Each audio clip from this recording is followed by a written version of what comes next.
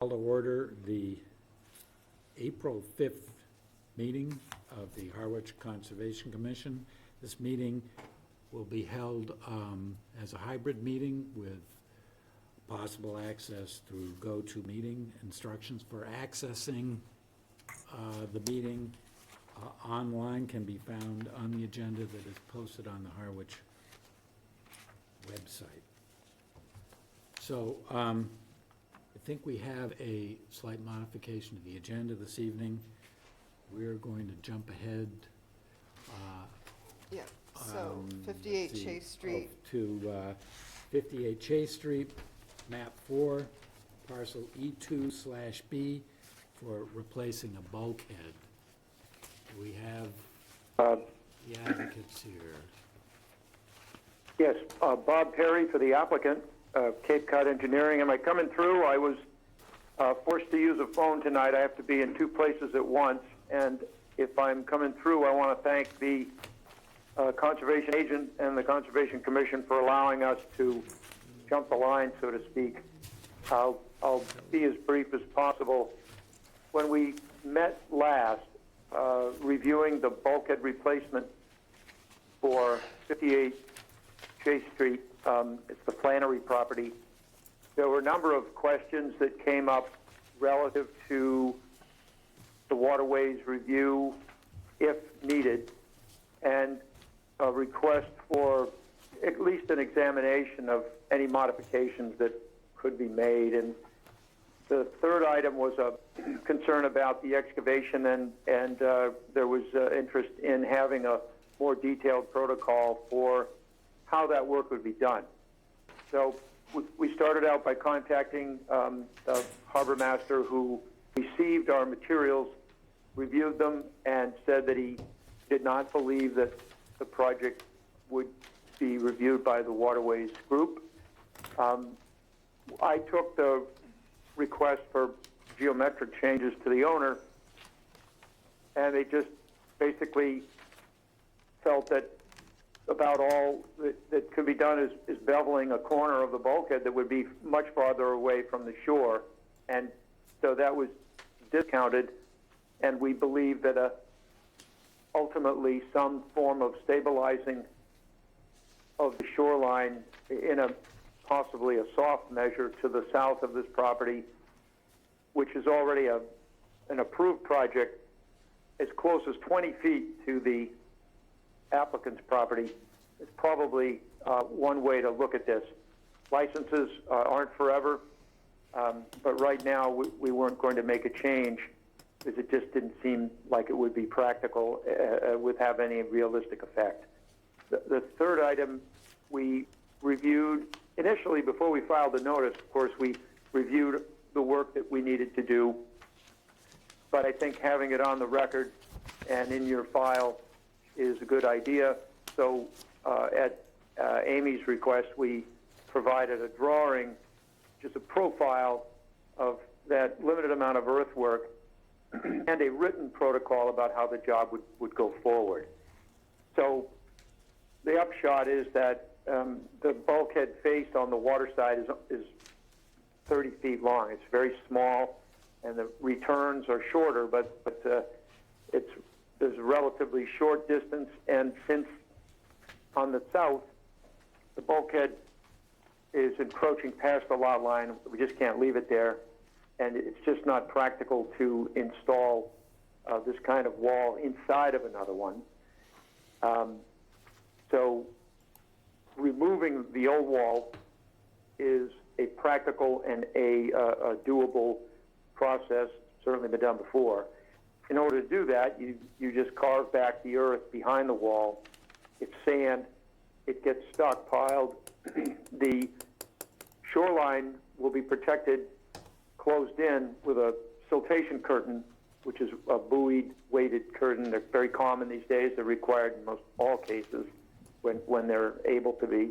This is one of those cases where it's in shallow water, and the incidental water that would come up on that shore would really just be like water washing up on a beach. It's clean Harwich outwash plain sand, and we have a gentle slope.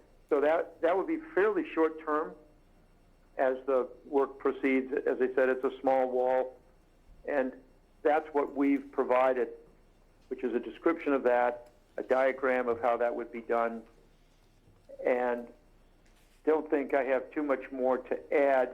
I think I covered, unless someone can recall something that I have not mentioned, I'd be happy to turn it back to the committee for questions. Thanks. Okay, well, we'll start with Amy, I guess.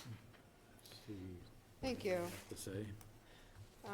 We did hear from the harbor master that waterways review is not needed. It's not extending any further out into the waterway than the existing bulkhead. And we did receive the construction protocol, which was very helpful, as well as the profile for the work. And this alleviated some of my concern about erosion happening after you take out the existing wall, because you are peeling that backside back away and then installing the new bulkhead and then putting the land back. And you will have a silk curtain in case there is anything. So I do think in this instance, instead of driving a wall in front of or behind the existing, this makes the most sense for this property. It would take about 2 weeks' work to do. They're looking at a November to February timeframe. I believe they're taking the appropriate measures to limit erosion. I would recommend approval with our typical condition that going forward, no fertilizers or chemicals be used on the property within our jurisdiction, which is the 200-foot riverfront area.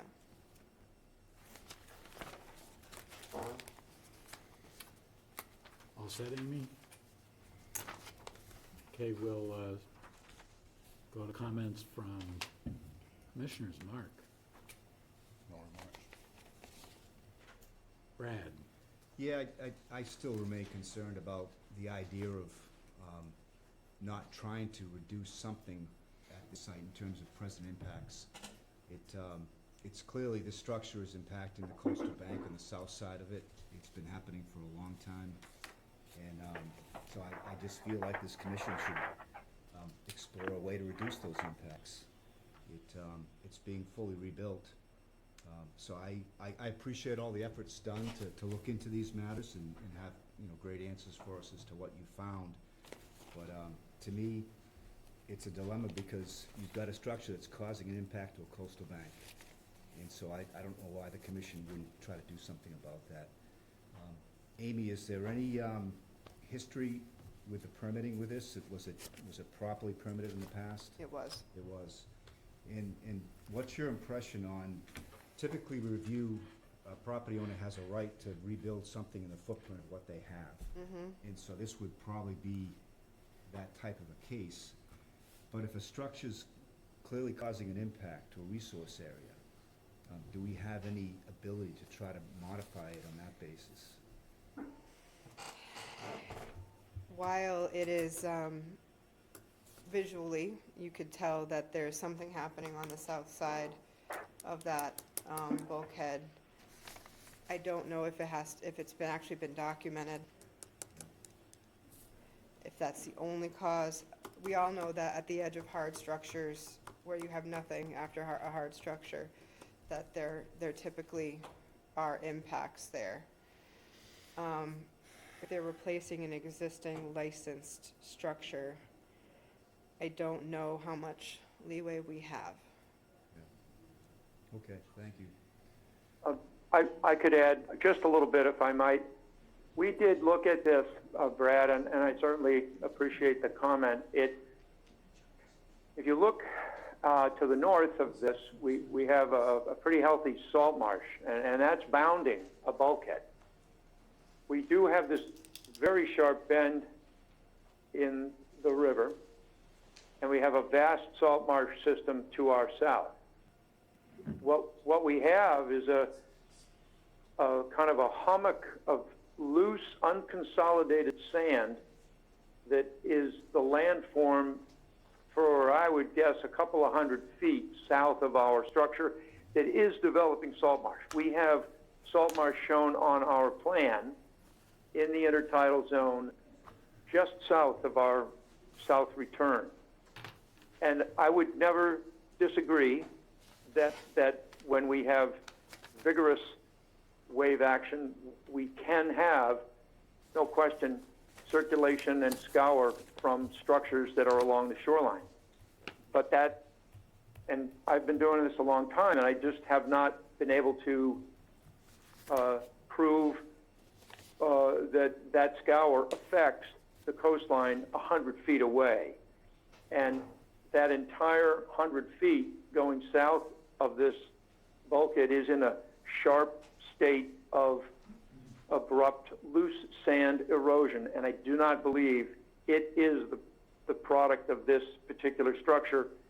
I think there is a little bit of scour potential, and we looked at what we could do without a radical change to this, and there wasn't anything that would be meaningful from our perspective.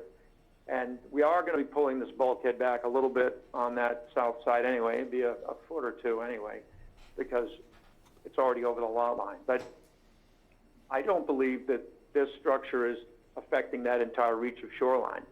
And so we have cases, as I said, on the north, it's fully filled in with salt marsh, and it's directly adjacent to a bulkhead. So that we looked into it. I'm unable to offer anything meaningful there. Yep, I appreciate that, thank you. And, yeah, my problem is I've been going to the site for nearly 50 years shell fishing to that very site, so I've watched it change over the years. The salt marsh to the south is not changing much at all, just that coastal bank. When the flow, incoming tide hits the bulkhead, you have a lot of interaction with that flow on that coastal bank, and so it's just chiseling it out over time. On the north side, you don't have a lot of impacts, which is interesting, but to me, it's that south side flow on that meander which is interacting with the bulkhead. So for me, I appreciate all your analysis and all that you've done for here, but I don't support the concept of not doing something with a reconstruction at this site. So that's all I have to say. Okay. Thank you, Brad. Stan? No comment. Alan? No comment. Wayne? I just have a question for Mr. Perry. When you take out the existing wall, are those pilings creosoted pilings? The old That's a wall? great question. I was trying to remember whether they were. That bulkhead was licensed, I'm speaking from memory here, but I believe it's the 60s. And some of them are. Yeah, And most likely they are. we didn't want any of them to remain. Yeah. My concern is, I pulled up quite a few of them in my career, and the minute you start to bring them up out of the mud, out of the ground, that creosote creates a sheen all over the water, and that's pretty nasty stuff. No, I know it. I certainly seen my share of those. I would have to refer to my photographs before I could say with certainty, because they're old and weathered. But below ground, they've got that fairly well preserved. We just have to get them out of there if they have that. I can report back to you about that, but it's not something that I'm prepared to answer. I think it's better to get them out and get them away. It's a swift movement. Well, I agree that it's a good idea to get them out of there, but my point is, the minute you move those and start to bring them out of the ground, you're gonna get a sheen of creosote all over the water, and Yes. Ed could probably Well, comment on that we've better, seen- how we're dangerous hoping- that is to the marine environment right Sorry there. about that. We're hoping to do this in cold weather. That would be one favorable circumstance to be doing this in cold weather. And I'm just unable to tell you that they're creosoted or not. I'm sorry about that, and I'm looking around for my pictures. Let's see. Do you have any recommendations, Wayne? Because I know that when it's an older wall, they're probably not that long. They're going to come right out of there. There is a silt curtain, and whether or not that is a significant issue or not, I'm unable to tell you whether or not that's a real problem. We will have a machine there, so if there's any material that would be residue, we can certainly be mindful to take it out of there. Are you planning on surrounding this job with the silk curtains?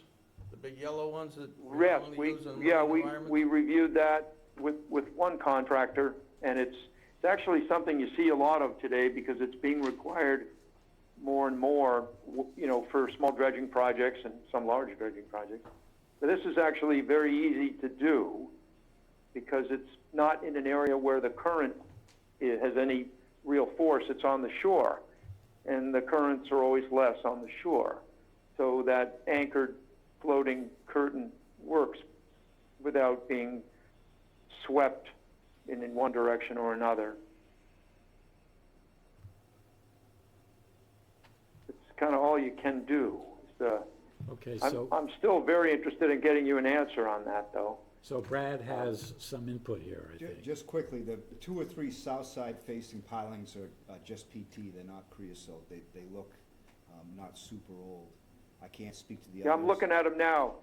It's womanized 3x10 sheeting, and I don't think they would have put that in with creosoted pilings. I think it's Can't say PT. for sure, though. Brad, I'm sorry to interrupt you. What's that? No, I'm sorry, I think it's pressure treated. I think those pilings that the ones you can see, I think are pressure treated, not creosote. And either way, I think just pulling them out as quick as you can is the way to go. Well, Right, I just pulled up my photos, so I'm looking at all PT. Pilings are a little bit worn out, but I don't think it would have made sense to keep pilings, although I've certainly seen that done, if they were going to be doing all of this other work there. so my question is, in the case where you're anticipating the possibility of some hydrocarbon that is immiscible with water that would end up floating on top, wouldn't you have on hand some sorbent material to apply and perhaps have it in the water behind the silt curtain when you're pulling those things out, so that if there is anything going on, there would be an immediate way to get that out of the water, at least Yes.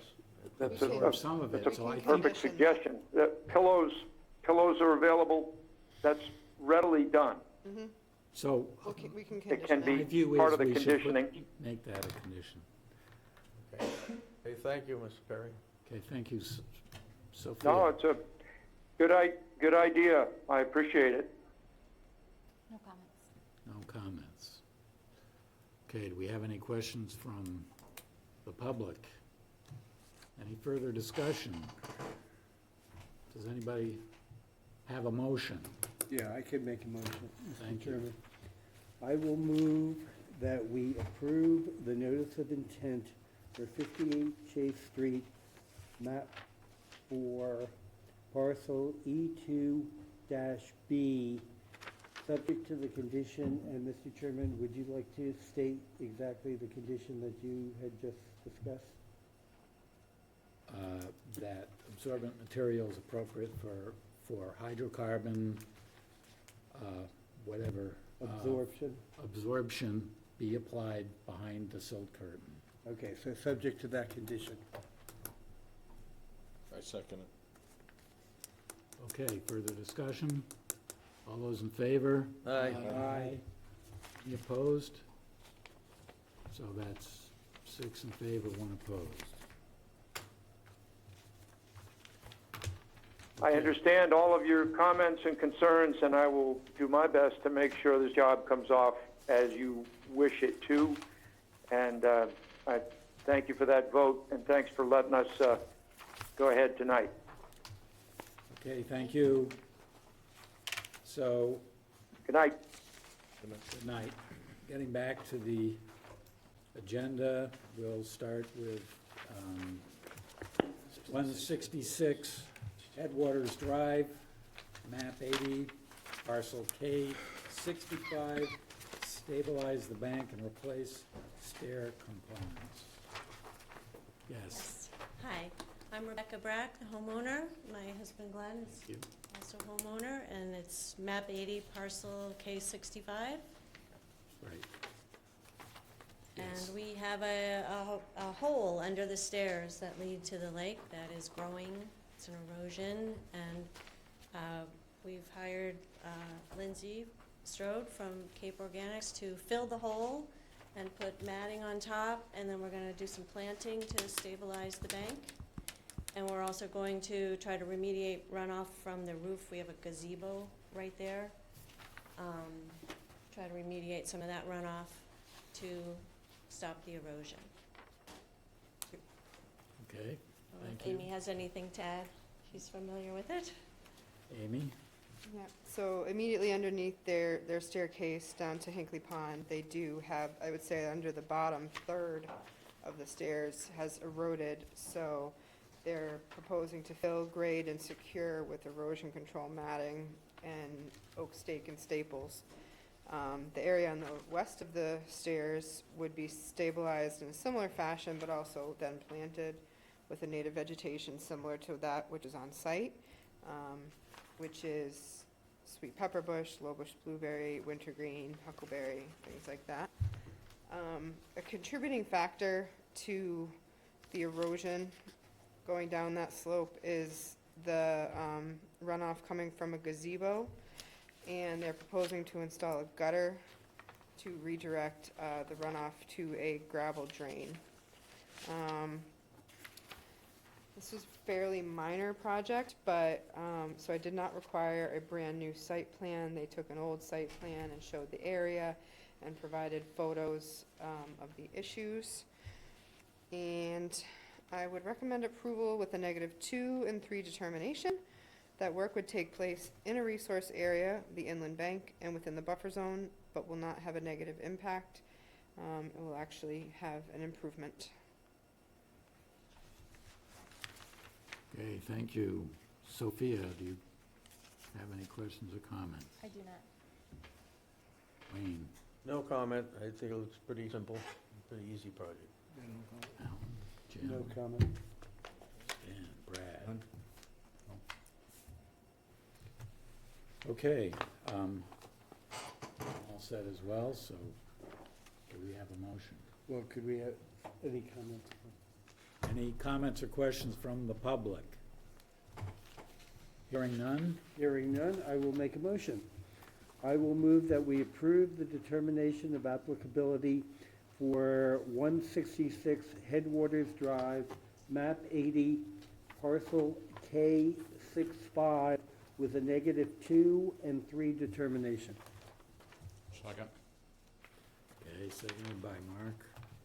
Further discussion? All those in favor? Aye. Aye. Any opposed? None opposed? Unanimous. All right, Thank thank you you. very much. Thank you. You're welcome. So next we have 10, again, a request for determination of applicability for 10 Fiddler's Landing, map 6, parcel A1-10, to remove a portion of existing dwelling and replace with a new addition. Good evening, Mr. Chairman. Good evening. Commissioners. I'm Brad Malo from Coastal Engineering Company, representing the owners and applicant, Richard and Judy Lappin. I believe they're signed in remotely up on the screen, so if any questions arise for them, they're here in attendance. This is an existing dwelling, and on the northerly side of the existing dwelling is an entryway. The Lappins are proposing to modify an interior stairway of the structure, and that necessitates having to expand the foyer and the porch on the north side of the house. This area is within the 50 to 100 foot buffer zone. There's about a 36 square foot increase in footprint as a result of this project, therefore requiring 72 square feet of mitigation. On the southwest corner of the property, within an existing lawn area, we are proposing 90 square feet of mitigation to offset the proposed project. The existing dwelling lies between the addition area and the harbor, so we don't envision any adverse impacts. The area is virtually level. and there's no grade changes proposed. If the commission has any questions, I'm glad to answer them. Thank you. Amy? As Mr. Malo said, the proposed new addition is on the roadside of the house. It kind of straddles the 100-foot buffer zone line. There is a 36 square foot increase in coverage within the 50 to 100, so very minor. And again, on the roadside, they're proposing approximately 90 square feet of mitigation, and this is at the top of the coastal bank, and it abuts some native plantings that the abutters have also done fairly recently, just a couple. And what they've chosen is bayberry and black chokeberry, which are appropriate for the site.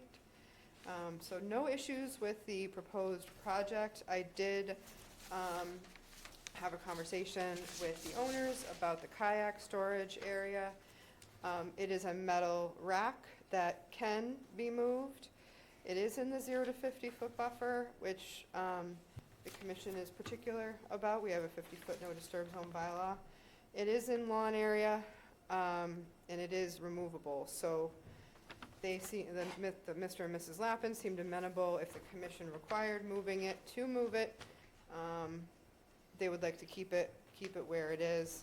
I don't see that it's having any adverse impact where it is, being in a lawn area, but it is a new feature in the 50-foot buffer that we did not see when we approved the staircase at the end of this walkway fairly recently. So I will defer to what the commission's decision on where that, if that can remain or should move outside the 50-foot buffer. Thank you. Do we have comments, questions from the commissioners, starting with Mark? Well, thank you. No comments. Stan? Regarding the kayak rack, just as not to set any precedents, I would like it to be removed outside of the 50-foot, but other than that, I'm fine. Okay. I have no comments on the project, but again, like Stan, I would prefer that the kayak rack be moved outside of the 50-foot buffer. No comment. No comment. Sophia? I think the project, no comments about the project. I don't personally think there was anything problem with the kayak rack. Okay. I have nothing further to add myself. Yes, sir. Mr. Chairman, if the two gentlemen that are concerned about the kayak rack, have you been to the site? And if you have, Yes. very good, thank you. I was going to share some photos if you hadn't seen it. 'Cause No, we were there this afternoon. very good, thank you. Any input or questions from the public? I Hearing do none. know that the homeowners are online. I don't know if they have any comment. Do the homeowners have okay if you anything to don't. add? No. Sounds like no. I think in prior discussions before this. Go ahead. Sorry. No, only if you have questions. We're satisfied with the presentation. Thank you. Thank you. Yes, sir. I was just going to add, if the commission sees it's appropriate to relocate the kayak rack, they're amenable to do that, to allow this project to go forward. I just would say that if you've been on the site, then you have observed, this is easily movable by two people. It literally has a couple of spikes in the ground anchoring it to the ground. So it really has virtually no impact on the site, particularly being within a lawn area. And as you have seen on the drawing, perhaps, the mitigation area we have proposed envelops the location of that kayak rack, so it really kind of enhances that specific area with more of a naturalized buffer that you might consider as well. Okay, thank you. Hearing no further comments or questions. I'd just like to make one more comment. Again, I'm not concerned with the kayak rack itself, other than it is a structure within the 50-foot, which we normally don't allow. I'm not concerned about, like you say, it's on a lawn area and everything, so I just don't want to set any precedents.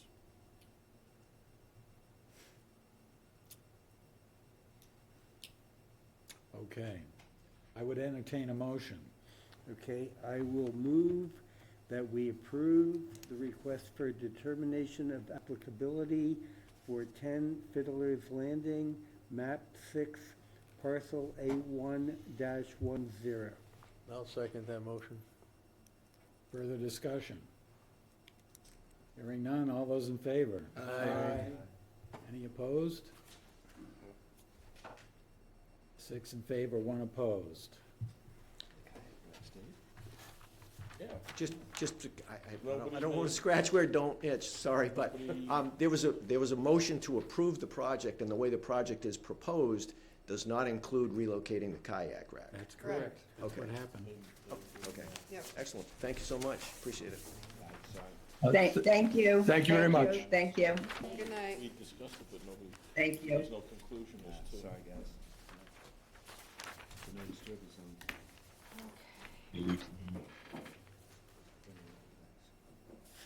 Okay. Thank you. Moving on.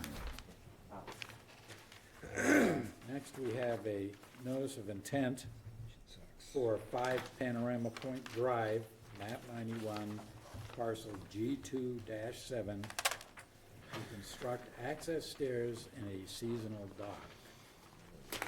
Yes, thank you, Mr. Chairman. For the record, I'm Mark Burgess of Shorefront Consulting, representing the Fosters, Foster and Van Dyke, who are in the audience. When we left you last time, we had a couple of revisions to make to the plan, as suggested by Amy and your board. Those changes were made. They amount to adding the 50 and 100-foot buffers and readjusting the top of the inland bank to the ordinary annual high water mark. So those plan changes were made, the stamp plans are available, and we can answer any other questions if you have any. Thank you. You're welcome. Amy? So as Mark said, the wetland delineation is now correct. And what it kind of comes down to is mitigation. This site, I think, my recommendation is that you find that this is a mitigation constrained site. It is very naturally vegetated with the exception of the existing path and will remain so after the staircase, which meets your regulations, and the seasonal dock, which meets your regulations, go in. So in this particular case, there's really nothing that can be done to the site itself to improve it. And I would recommend you find it, again, mitigation constrained, and that you accept, as you are allowed to under the bylaw, fees in lieu of mitigation. Those fees are $4 per square foot, which amounts to $1,696. This fund goes into your wetlands account, which is only for the commission to decide what other wetland resources areas in the town can be and how can be improved. So there's an improvement elsewhere in the town because there cannot be on this site. I would recommend approval with that. Thank you, Amy. Let's get comments and questions, starting with Sophia. I have no comment. I have no comment. So. No comment. Same. I have no comments. So, any comments or questions from the audience, homeowners? Okay, thank you. Once again, I'll entertain a motion. Okay, I will make a motion that we approve the notice of intent for 5 Panorama Point Drive, map 91, parcel G2-7, subject to the provision of mitigation in the amount of $1,696. Second. Further discussion? Hearing none. All those in favor? Aye. Any opposed? None opposed? Thank you. Okay, thank you very much. Thank you, Mark.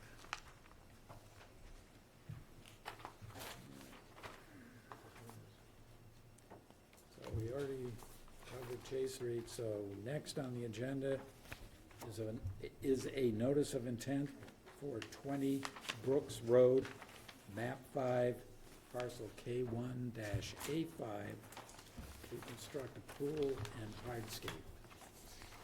Thank you.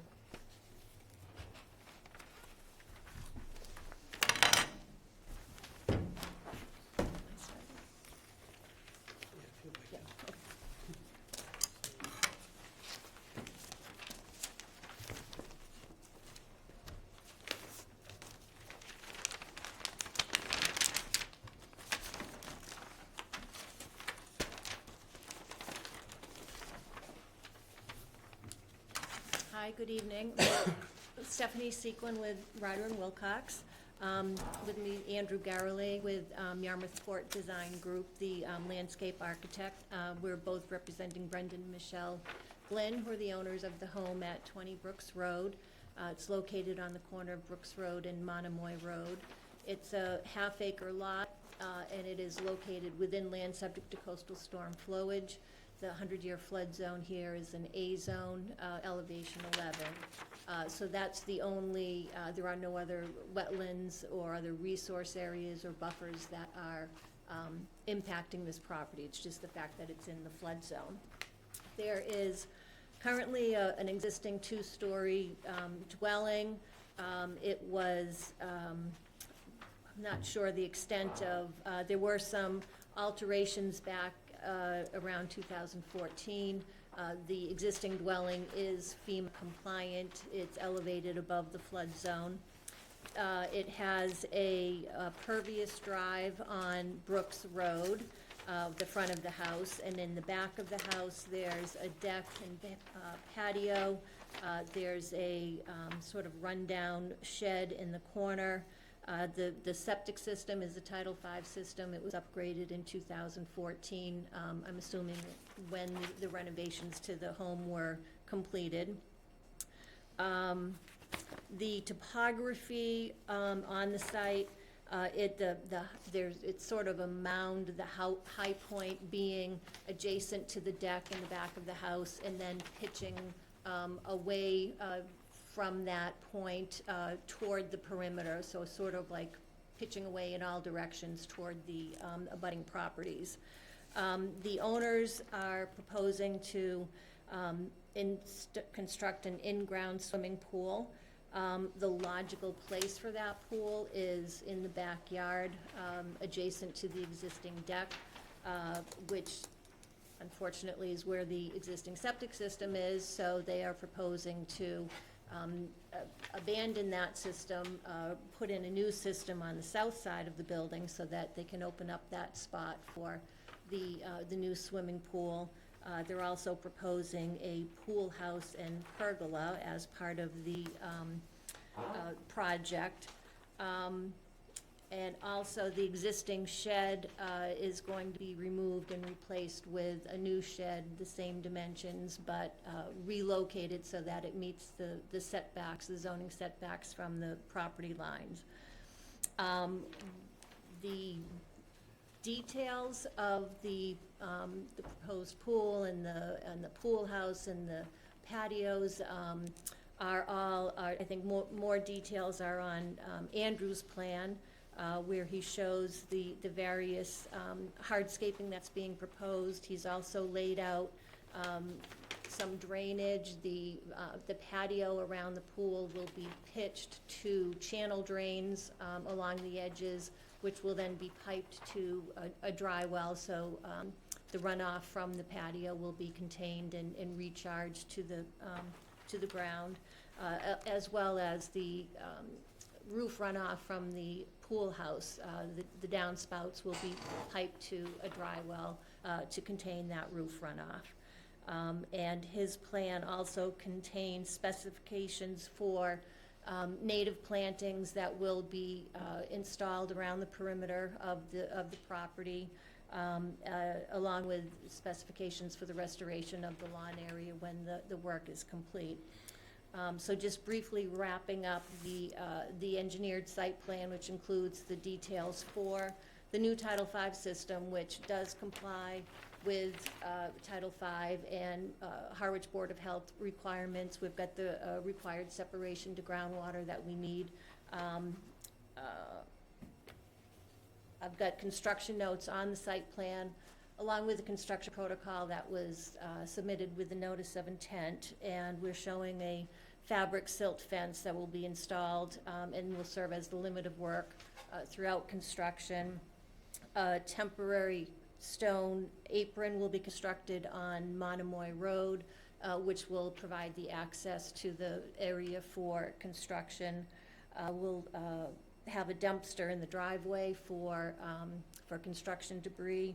And we've also specified that all the demolition debris and the excavated material from the septic system and excavation for the swimming pool will be placed directly into trucks for removal from the site. So I think that's it as far as our site plan, and I think I'll hand it over to Andrew, and he can walk you through some more of the details of the hardscaping, and I think in particular the restoration plan. Didn't leave me a lot to say, which is good. That's a good thing. Yes, Stephanie covered most of it. Just to show a couple things, the existing deck on the house comes out all the way to the edge of what is the proposed pool and then goes back to the house here. So that part of the deck is being removed, keeping the pool in such a manner that it's good orientation to the sun and the part of the patio that's being moved.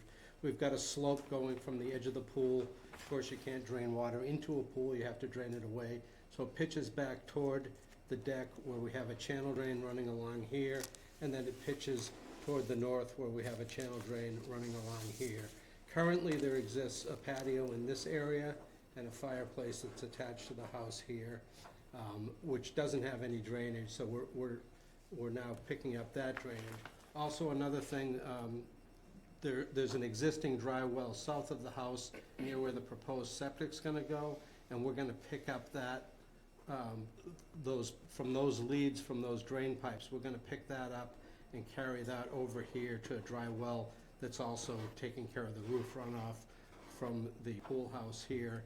That's all, you can see RD for roof drain going toward the dry well there.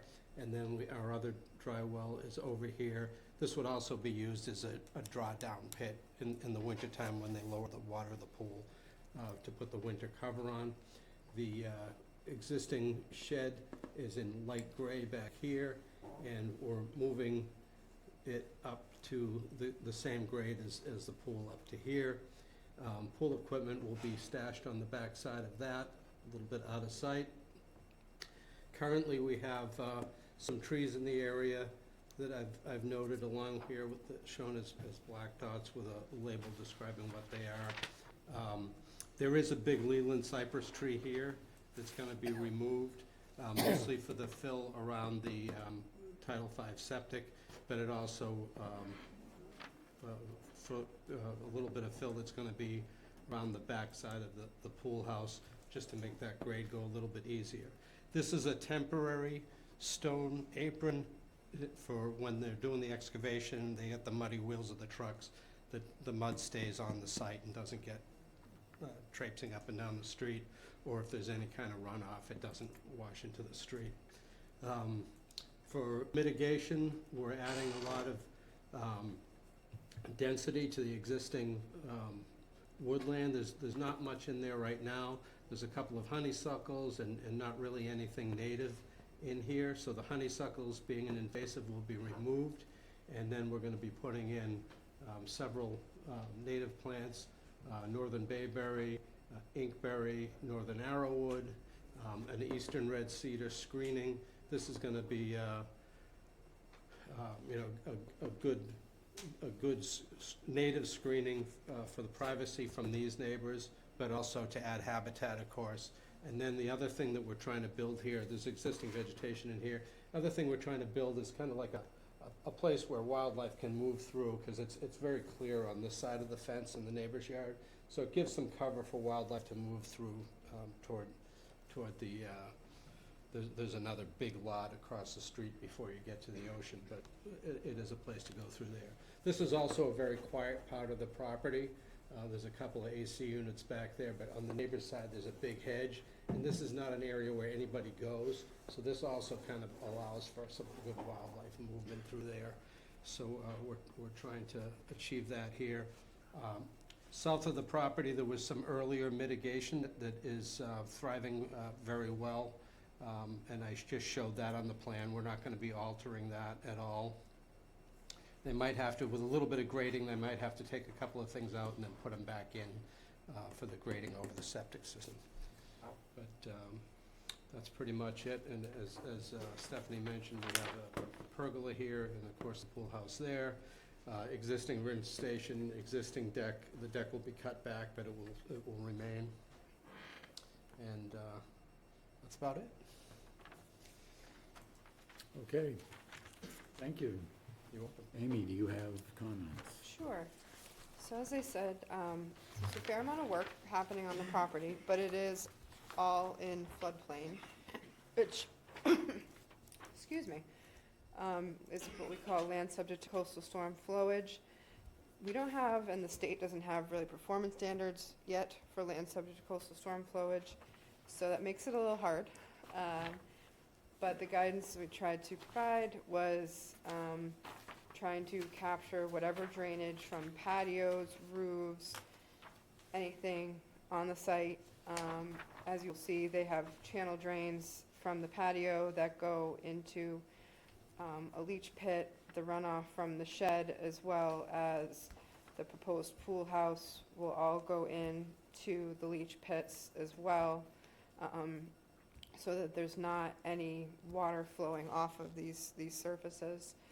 I did reach out to Shannon Hulst over at the county. She's a floodplain manager, and she offers guidance to towns for floodplain management. We did get something back from her later in the day, and she had said, and I gave her a copy of your plans, and she had said with this particular project, she doesn't have great concern about it. It's not in a extremely dense neighborhood where you have houses super close, even though there are abutting houses in the floodplain.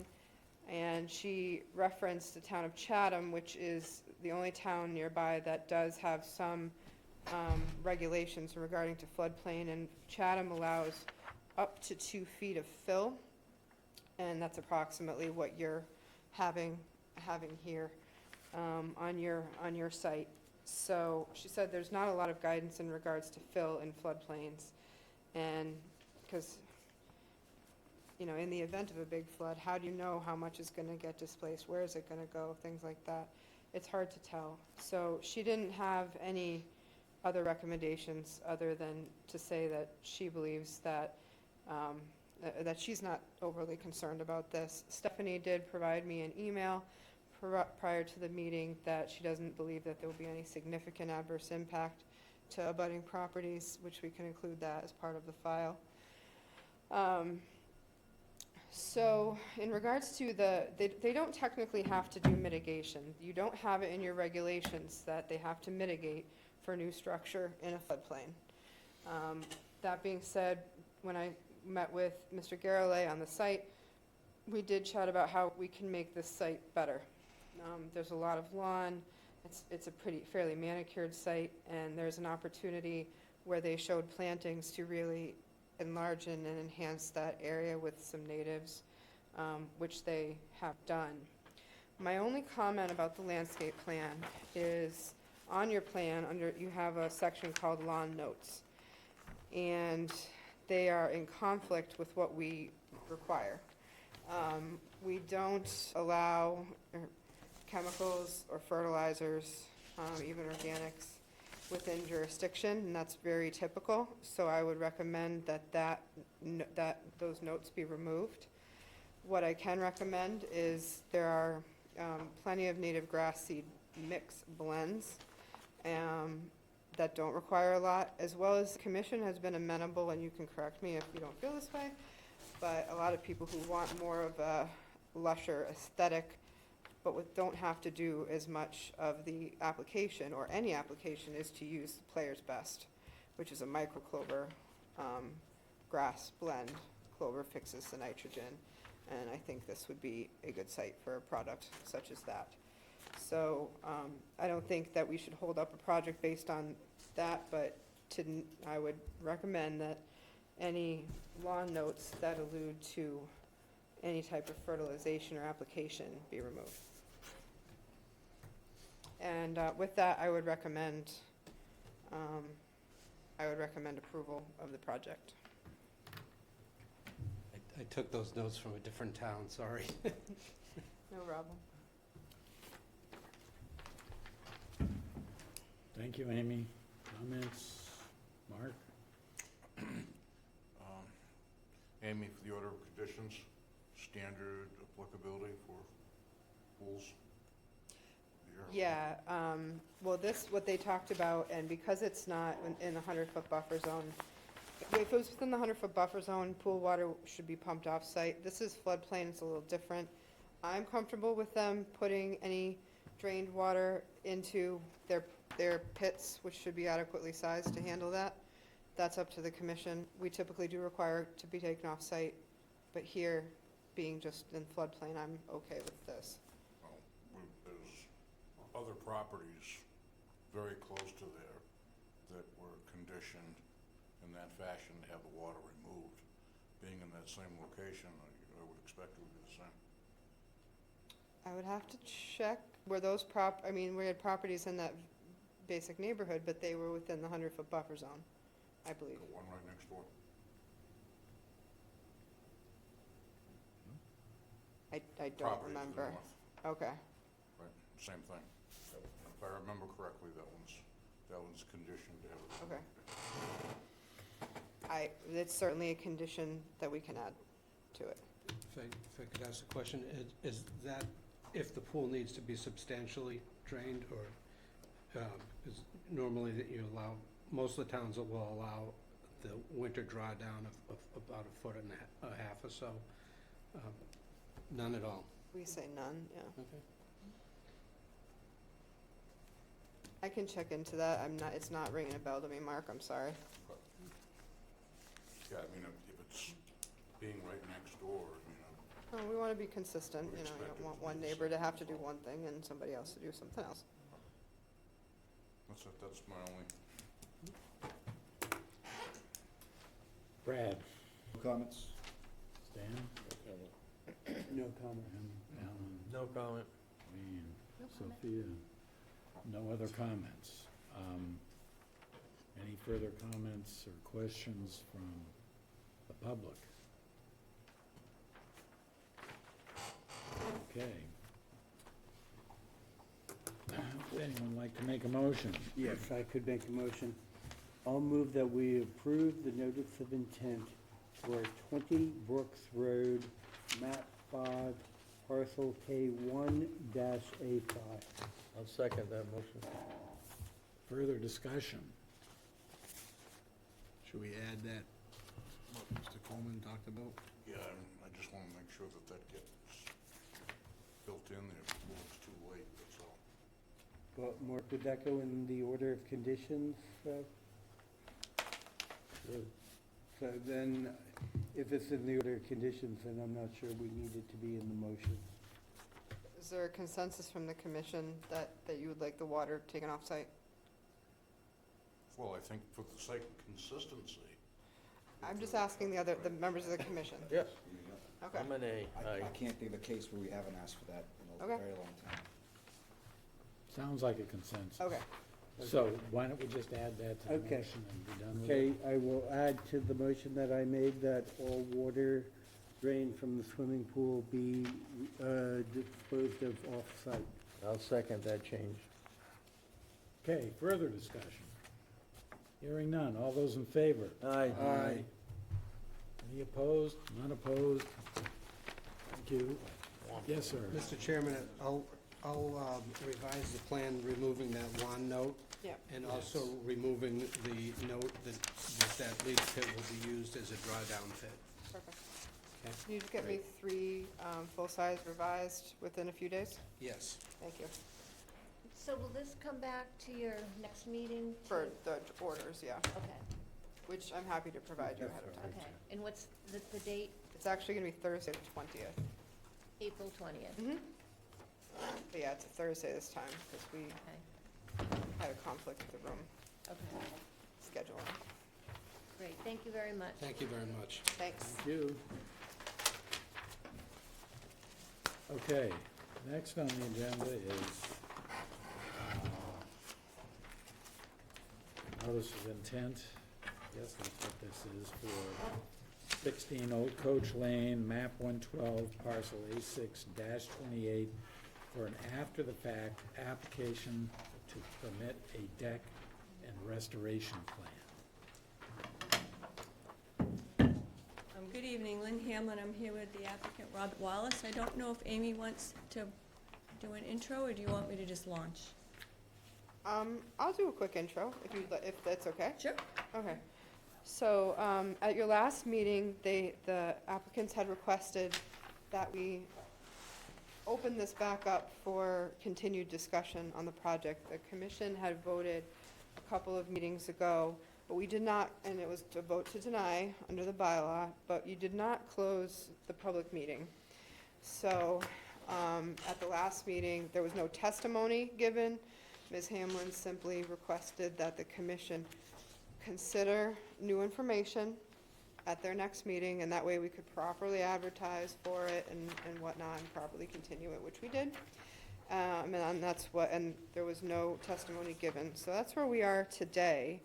And they have provided, and I won't go through it, but I'll let them do it, but they've provided new information in terms of a narrative as well as a revised plan, which would result in no net increase in structure in the 0 to 50-foot buffer zone, while giving you more mitigation. So with that, I'll hand it over to you folks, and then after they're done, I'm happy to make my recommendations. Thank you. So I did supply or provide an extensive, my analysis of how I believe the project now complies with your local bylaw or regulations. The first vote on the project essentially denied the restoration part of the project as well. So we're asking you to consider this revised plan, which would give you an opportunity to approve the restoration, glean all the mitigation for the project as if we were constructing almost 140 square feet in the buffer zone, while constructing no additional square feet in the buffer zone. So believe it would be a project that clearly provides greater environmental protection to the property, accomplishes what you would like to see to resolve the last piece of the enforcement order, and doesn't put you in a position where you're approving any net increase in construction. So it preserves your consistent review of people that come before you for work in the 50-foot buffer, 0 to 50-foot buffer. So you get to preserve your, how you like to do things, or how you view proposals in the 50-foot buffer, while gleaning the mitigation, gleaning the restoration, and there is no net adverse impact, or no adverse impact to any of the interests of the resource area with this proposal. I could go through it. I assume that you've read my letter. If you would like me to elaborate on anything in the letter, I'd be happy to do so, but perhaps I would be best at this point to answer questions. Thank you. Amy, do you want to review? Sure. So what they're proposing to do is cut back a small portion of the deck that had been installed, and then remove the shed, which a previous owner had installed, but was still within the 50-foot no disturb zone to the bordering vegetated wetland, and to completely relocate that shed outside the 100-foot buffer from that BVW. So you would be allowing some of the most of the deck expansion to remain, but getting the shed out of there and a portion of the deck, so you have no new net increase in the 50-foot buffer. Then, and I think this is a really big piece of mitigation here environmentally. Between the edge of the pond and bordering vegetated wetland, this pond changes, the water level changes very frequently here. And what has happened is there's sort of a barish area between the bordering vegetated wetland and the pond, which could be planted up with something like high tide bush, which tolerates a fluctuation in water levels. That would also stop people from traversing that near shore area as well, creating a thicker buffer up the slope. The path, the larger path that was previously added, stone was added to, that stone has all been removed and that area seeded. They're proposing additional mitigation along that, as well as at the top of where that path was, that was previously used yard area, albeit mostly moss and things like that, but proposing to do an additional 320 square feet of thick mitigation plantings in that area. So what they're proposing to do is to kind of minimize and consolidate use of the property up closer to the dwelling and providing more of a thick buffer zone to that pond edge.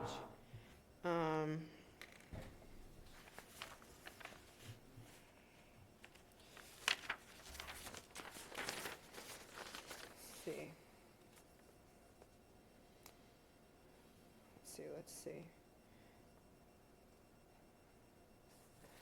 The homeowners have paid the fines that immediately that the commission issued. They worked diligently to come into compliance quickly with your winter requirements to basically stabilize the site. And I think this will be an enhancement to the bordering vegetated wetland compared to what is currently and what was previously at the site before this homeowner bought the property. And so I understand that we have a 50-foot no disturb zone. What this does would be to create no net increase from previously when they bought the property in the 0 to 50. And I would recommend approval of the project under the act and the bylaw. Thank you, Amy. Do we have comments or questions, starting with Sophia? I think all things considered, if I could vote, I would vote to approve.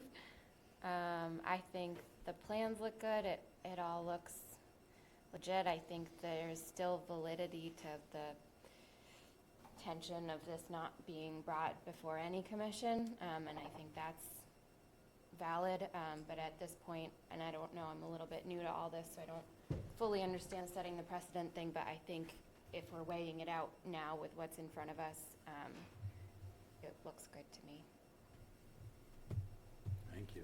Wayne? I'm satisfied now with the proposal. No comment. Jim? Well, I have quite mixed feelings about this project, as I've discussed at previous hearings.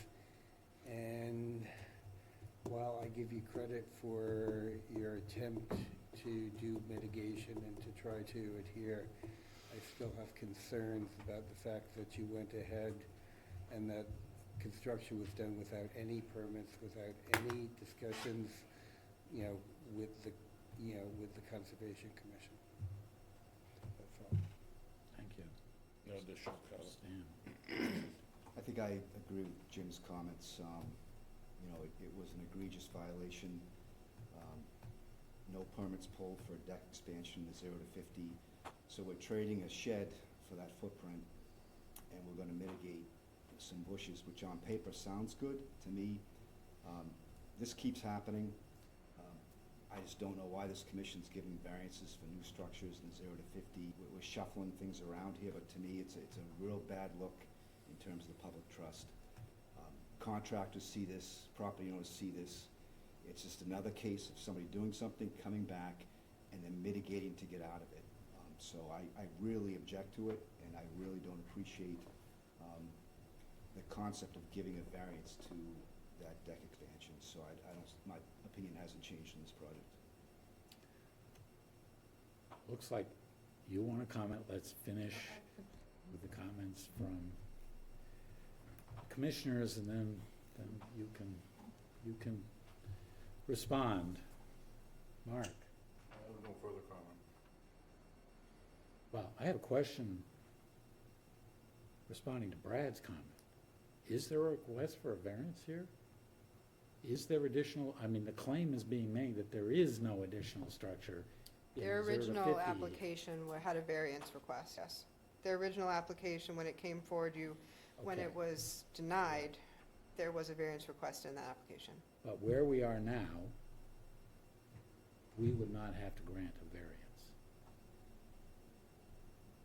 Right? There's I mean, no there's net no- increase. There is so that's, Yeah, there is a new structure, but there's no net increase. You can, Wait a minute, I'm sorry, I'm confused. What is the new structure?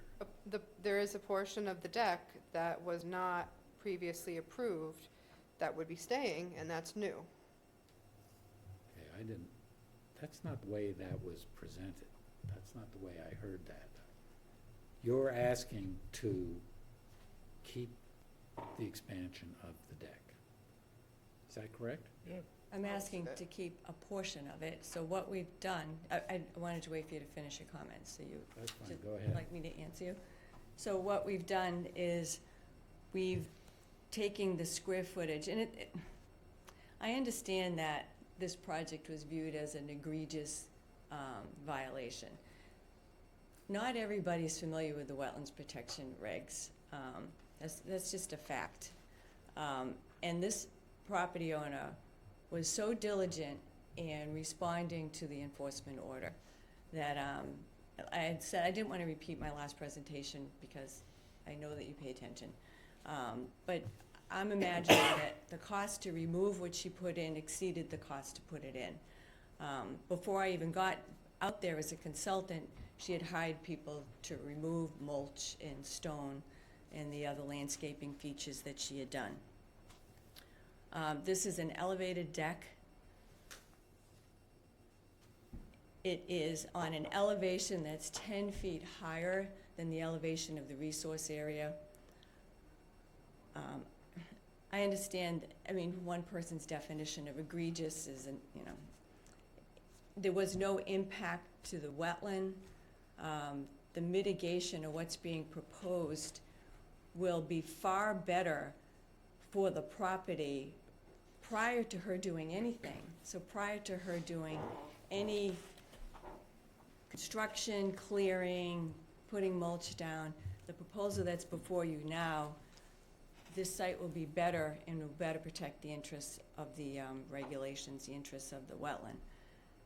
We are proposing to remove the shed, which is actually at a lower elevation, so I think it is worthy to get a structure out of that lower elevation in exchange for maintaining a small deck expansion at the higher elevation. So what we've done is we removed the shed. I had the surveyor calculate this by CAD, so we weren't cheating a square foot, and then we're shaving off the deck so that you have no net increase. But yes, some of that deck expansion, we're reconfiguring the deck shape, if you want to look at it that way, to conform to your regulations.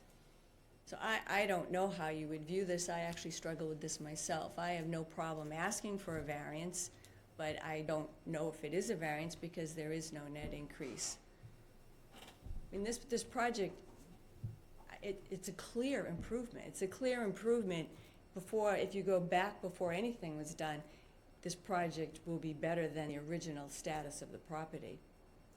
The shed is going completely out of the 100-foot buffer zone to this wetland. So you're removing that footprint entirely from your jurisdiction, and you're left with a really small square footage of deck, and they're shaving away their pre-existing deck to accommodate it. It does concentrate all the activity up next to the house. It increases the buffer with native vegetation, so you're getting an increase in plant diversity, plant height. I mean, this is a win-win project. So if I may just put in my 2 cents, you know, the thing that I think commissioners are saying, and which I agree with, is that there is no excuse. What's the right way to say it? Ignorance of the law Yeah, is no excuse for breaking the law, and in this case, it's kind of hard to understand how anyone thinks, forget about conservation restrictions, that you're gonna make modifications to a house without getting a building permit. I think that's a widely understood thing, and perhaps people think that, oh, they're only doing a little, so they don't have to go talk to the building department, they'll just do it. In this case, they're well within 100 feet of a wetland resource, and the problem is compounded by that. And the thing we confront all the time is people who, for whatever reason, and whatever it is, ignorance of the law, or disdain for the law, or disregard for the law, whatever it is, it doesn't really matter, because we end up with the same problem. It's somebody who goes, spends a bunch of money on modifications that don't follow the regulations, and they come and ask us to accommodate their actions, and it's really tough to deal with that, and here we are faced with this again. And, you know, you're making it hard for us because you're telling us that you're actually improving things. Well, I think And that. I think there's a bit of disagreement about that. I think that, and I don't mean it to tell you what you should be doing or to be disrespectful, but the task of the Conservation Commission is to look at the project before you and to assess it based on its merits, and to put aside your perception of judgment about how it got there. I mean, so if you look at it objectively, if you look at this project, which is what a Conservation Commission's tasked to do. I sat on a Conservation Commission. You look at the proposal and you weigh it on whether it enhances or has a negative impact on resource areas. And this project, as presented to you tonight, is a clear positive impact on the resource areas. I haven't heard any refute to that. I haven't heard anybody oppose that or have a different opinion about that. What the Commission's problem is how we got here. And I respectfully offer that that's not how it should be reviewed, or that's not to the environment's credit or to the environment's benefit. Mr. Chairman? In response to your present comments, we are still, even if we look at this from, you know, sort of stepping back to before anything was done on this property, we're still dealing with new structure that was built within the 50-foot buffer zone, which we don't normally allow without a variance. And I'm perfectly happy, I have requested variance. So you have that in writing from me in my original paperwork. So you also have a variance mechanism in your bylaw, which allows you to grant a variance when you weigh the benefit of the mitigation against the request being asked. You've got it in your bylaw, that's why it's there, so you can do it. If I could comment quickly, the bylaw language is pretty explicit that it's a rare occurrence, and it can be allowed. It's not a common occurrence, and certainly if this came before us as designed, we would not support the new structure in 0 to 50. Right. So, you know, the bylaw doesn't talk about trading square footage. It talks about new structures. Right. So I think someone's entitled to rebuild a structure that's pre-existing, pre-approved in 0 to 50. They're not entitled to trade square footage. That's a decision by the Conservation Commission. If I may, I just said, Mr. Chase said that if it came before us, we wouldn't approve that variance. We don't know that, Fair enough. okay? Exactly. Because I don't know the outcome of that. I don't, so I just want to make that point. Thank you. It'd be unlikely to have a commissions that I've stood on for, quite a few years support it. It'd be unlikely to get a positive vote. At any rate, you wouldn't support I it. know. Mark? I happen to agree with what Lynn had to say. I see this being an improvement to the property right from the beginning. And I hate to see us trapped in a circumstance where we're splitting hairs over regulation and the cause and effect of what they are. I think everybody understands that, but I think at the end of the day, the way to resolution is to move ahead with the project and close it out. That would be my opinion for what's worth.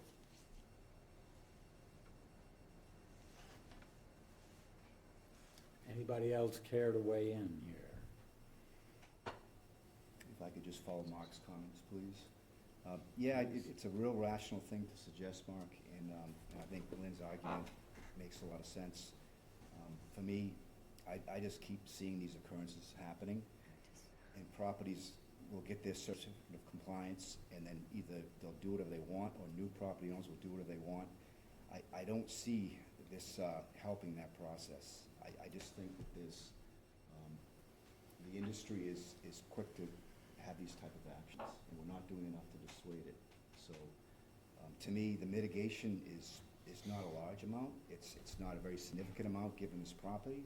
So I don't think it's enough to overturn what I feel is a loss of public trust in this one. So that's where I disagree with you.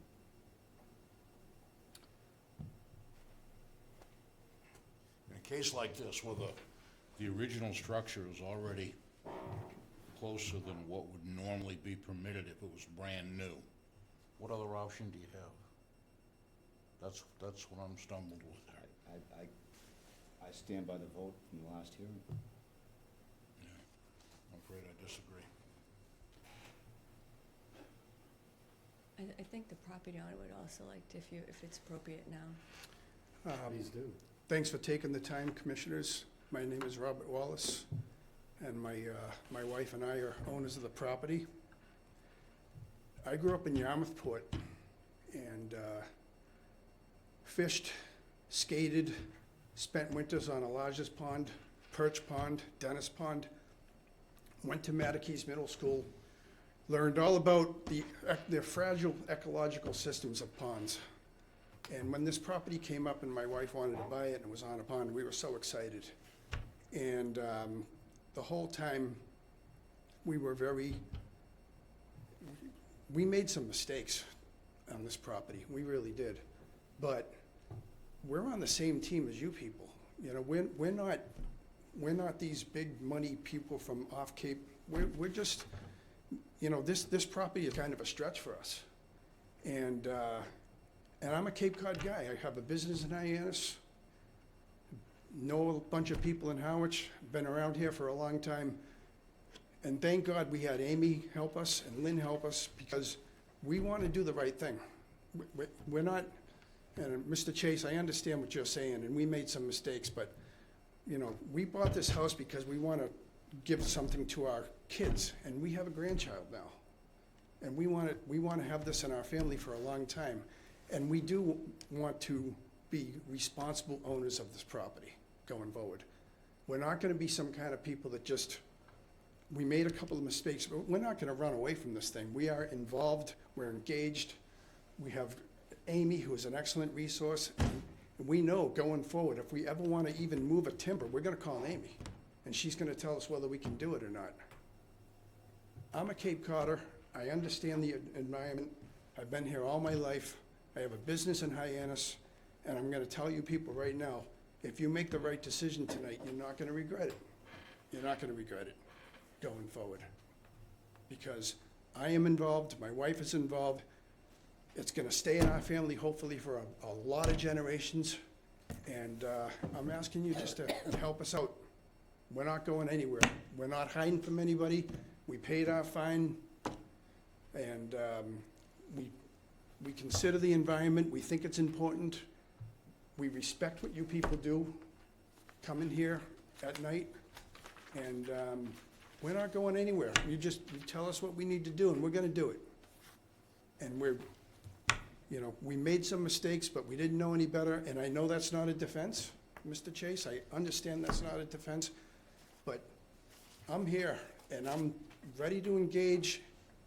You're not gonna have a problem with me or my wife, and we're gonna be good stewards of this property. Me, my kids, and I got one grandkid, he's gonna be there too. Thank you for your time.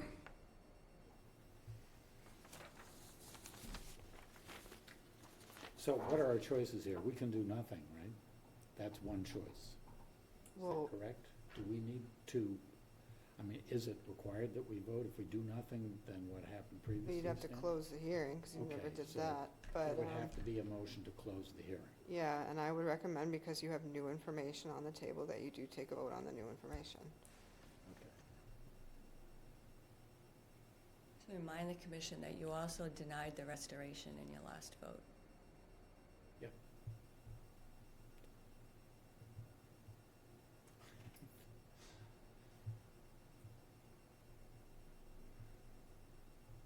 So I gotta say, for me, this is a tough call, and I hear what my colleagues here on both sides are saying, and I feel pretty strongly about what Brad is saying, and Jim, and I think you said that as well, Stan.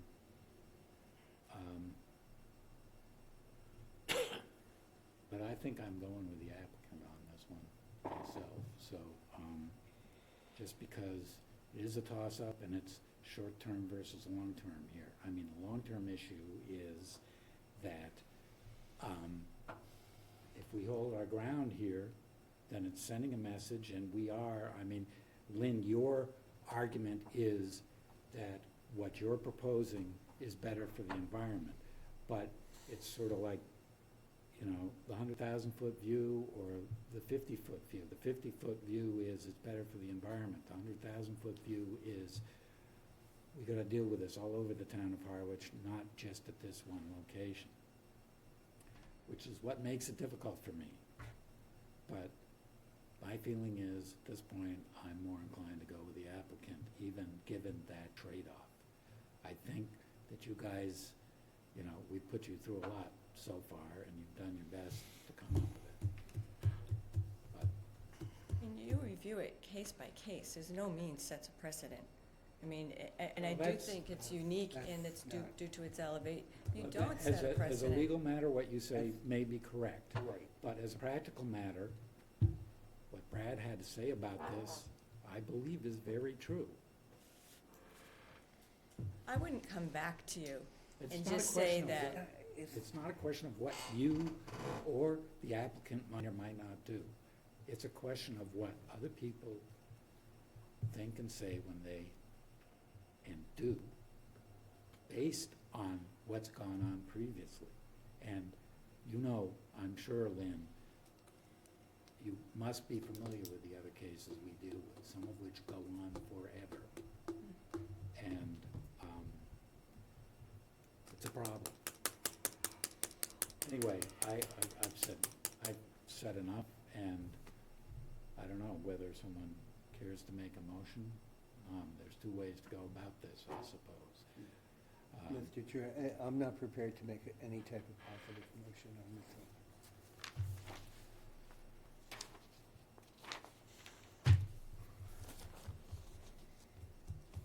Well, I'm prepared to make a positive motion. Okay. I move that we approve the plans, the mitigation that they put in front of us. I think the applicant has proven to us that they have paid the freight, recognized the issues that were there, that they caused. I think they've owned up to it. I think they're trying to do what they can. I think we should move forward on it. What is the motion? Can you just state the motion clearly, please? I got too emotional on the motion. Okay. I'd like to second what you just said, though. It's good. Yeah. Yeah, what you said was great.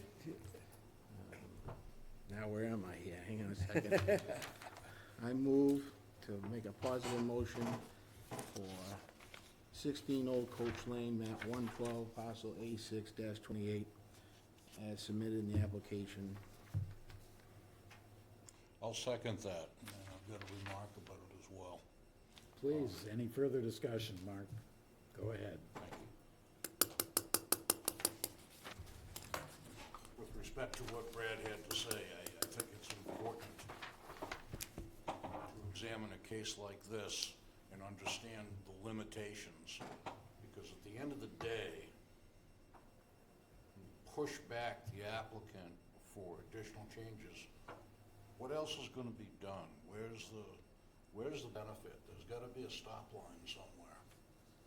And I don't, as I see it, this is the stop line. This is the measure to put the issue to rest. I think there's been a reasonable attempt, and I think it's the right thing to do. Yep. He asked a question, so I guess I'll respond. And I think the applicant's done all they can to try to make this whole, and so I agree in that case, but I don't support the positive motion just because I've just seen this way too much. It just keeps happening, and, you know, it's a real problem, and I worry about the message. I understand it might not be a precedent legally, but so many people in town see this, and they know what happens, and it just keeps happening. So that's my concern. It isn't so much these particulars. It's the idea of giving variances to new structures in 0 to 50, and then having violations on top of that.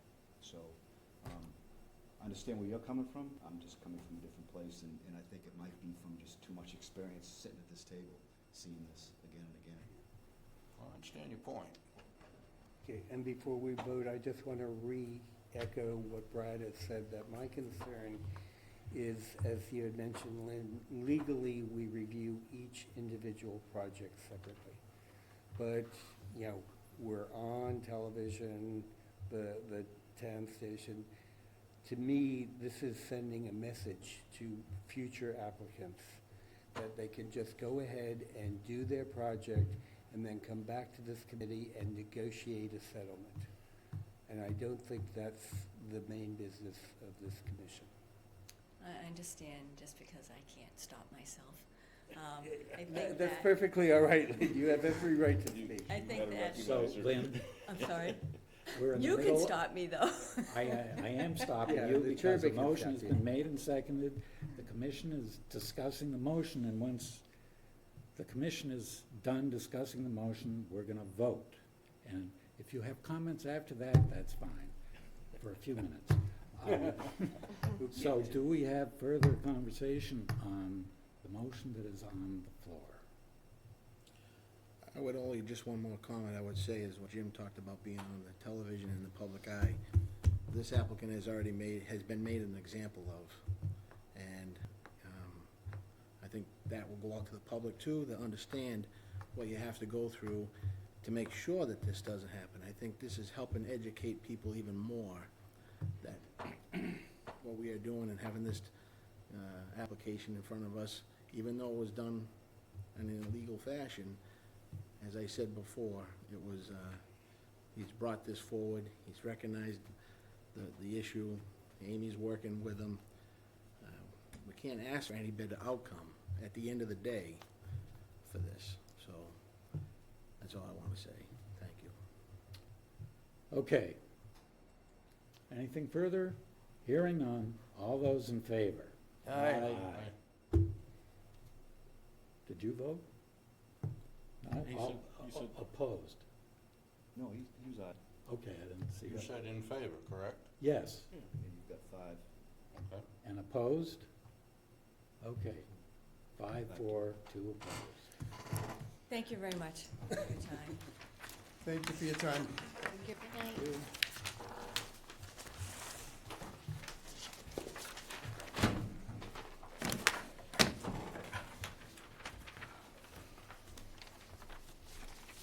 Okay, so next, we have a notice of intent for 18 Bob White Lane, map 17, parcel D4, to raise and replace a single-family dwelling and appurtenances. I swear I feel fine. I'm gonna pass. So while Zach is setting up, I'm gonna pass around a couple of things for you. They were sent to you via email and or Dropbox, but these, I asked to bring paper copies, so I already have them. So take one of each and pass it down, please. You brought your own tripod. Never know. First time in town, I don't know the setup. Prepared, that's good. We just need It's the to Boy buy. Scout in me.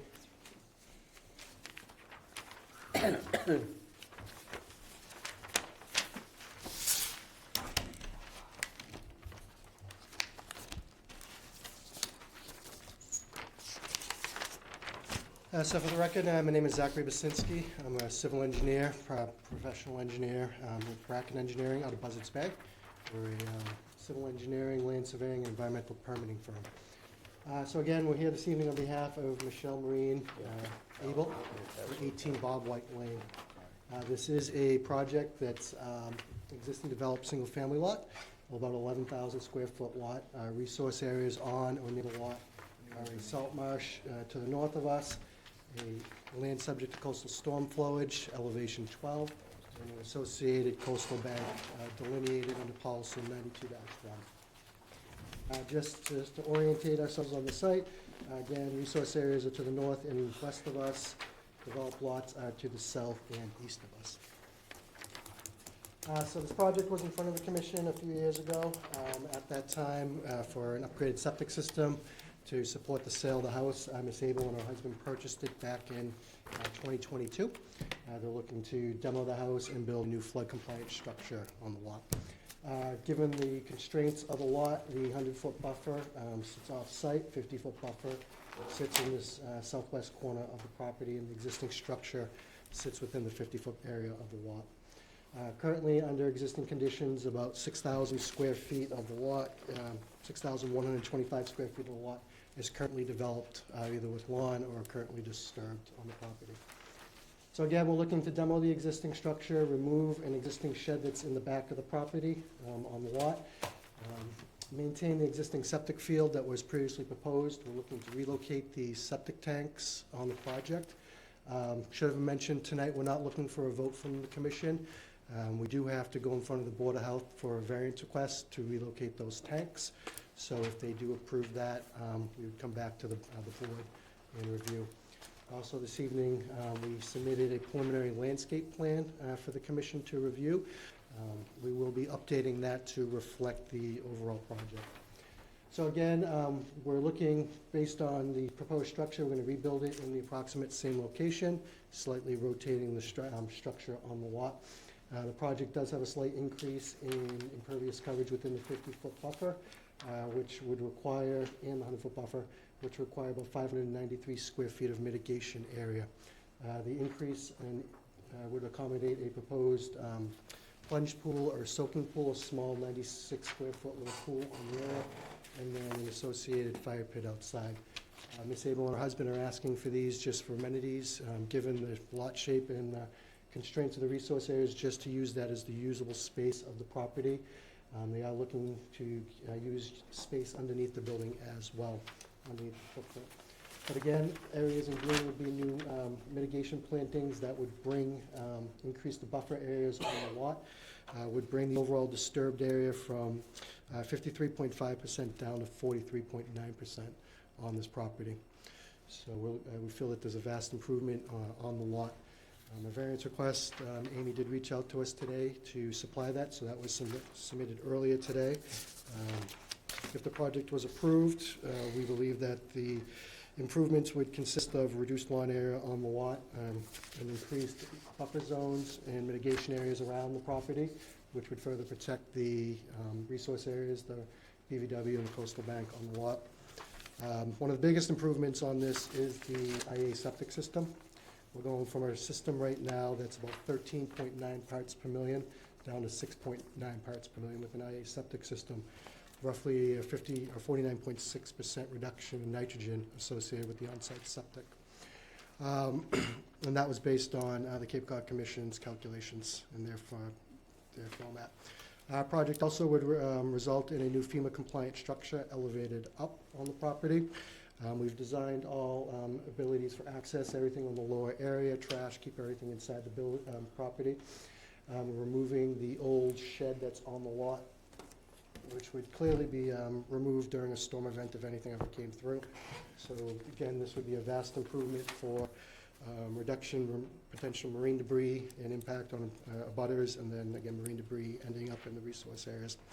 This also improves the emergency response capability of the town of Harwich, and also allows for residents to quickly get back into the house if there's ever a storm event in the area. With that, Mr. Chairman, I'll turn it back over. Thank you. Amy, Thank wanna you. give us your summary? Thank you. Just so you know, the Board of Health typically does require review, not just this, but actual vote from the Conservation Commission prior to opening it. That's just historically what they've done. I certainly can chat with the Board of Health Director, or the Health Director about that, but typically they like to see a decision from the Commission prior to opening hearings with them, just so you're aware. So this project, this is a very difficult site. You have a lot of, it's surrounded by wetlands, and it's well within the floodplain. So there are some good merits to this project, and there's some things that I do question. First, as you probably heard from our last hearing, the Conservation Commission is very strict about the adherence to the 50-foot no disturb zone bylaw with no new structures. That being said, your proposed new dwelling, tear down and rebuild, is approximately the same location, same square footage of what you currently have, just corners tweaked and kind of adjusted a little bit for the most part. Wonderful. I know you have to, but great that you're going to be flood compliant. And I think the IA septic system will be a benefit to this. So for the actual dwelling itself, I actually have very little questions. Other than that, one of my only questions about the dwelling is to achieve your first floor elevation of 15.5. You're not showing any fill on the plan, so I'm guessing you're not doing any fill. You're just going to have flood foundation that it complies with flood zone requirements. Your utilities will be elevated, things like that. Okay, so one of the questions I know the commission had, just making sure that there's no additional fill. We would worry about displacement of water, of course, with that. So that's good. You are requesting some new structures in the 0 to 50, such as the plunge pool and the fire pit area. And there's no hardship necessarily for those things that you're presenting. So as I cannot recommend a increase in hardscape in the 0 to 50 foot buffer. I see your mitigation. I do have comments on your mitigation plan. First, what you provided us today, it's a little hard to orient yourself on this plan compared to this. I do see the fire pit area, so I'm assuming, it's kind of like this. Then it doesn't make sense to me.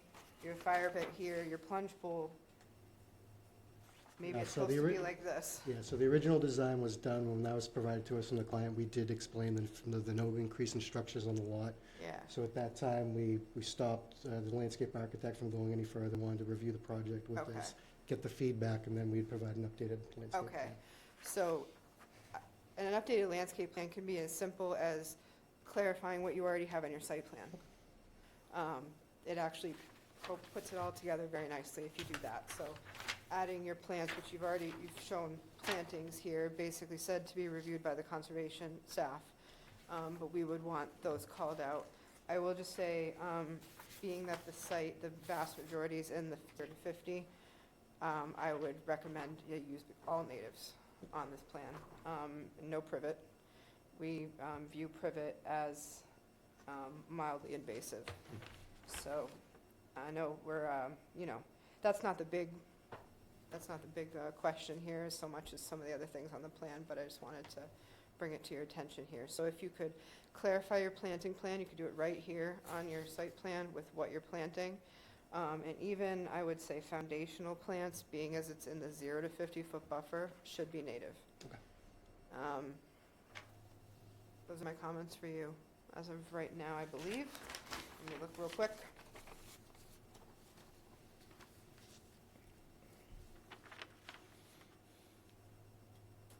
Oh, the pool.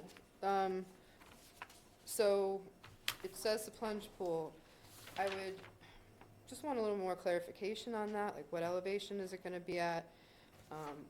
Is there a fence? Is there a pool cover that you're using? Is there any sort of apron around it? Yeah, right now, it would be the coping going around, we explained everything else would be the lawn going around, because it wouldn't be the increase in coverage. It would Okay. most likely have a cover on the top of it to meet the state requirements Okay, for that. Yep. yeah, okay. So maybe either a We can note add those or notes onto it. specifications on that. If that part of things goes forward, then I would look for something like that.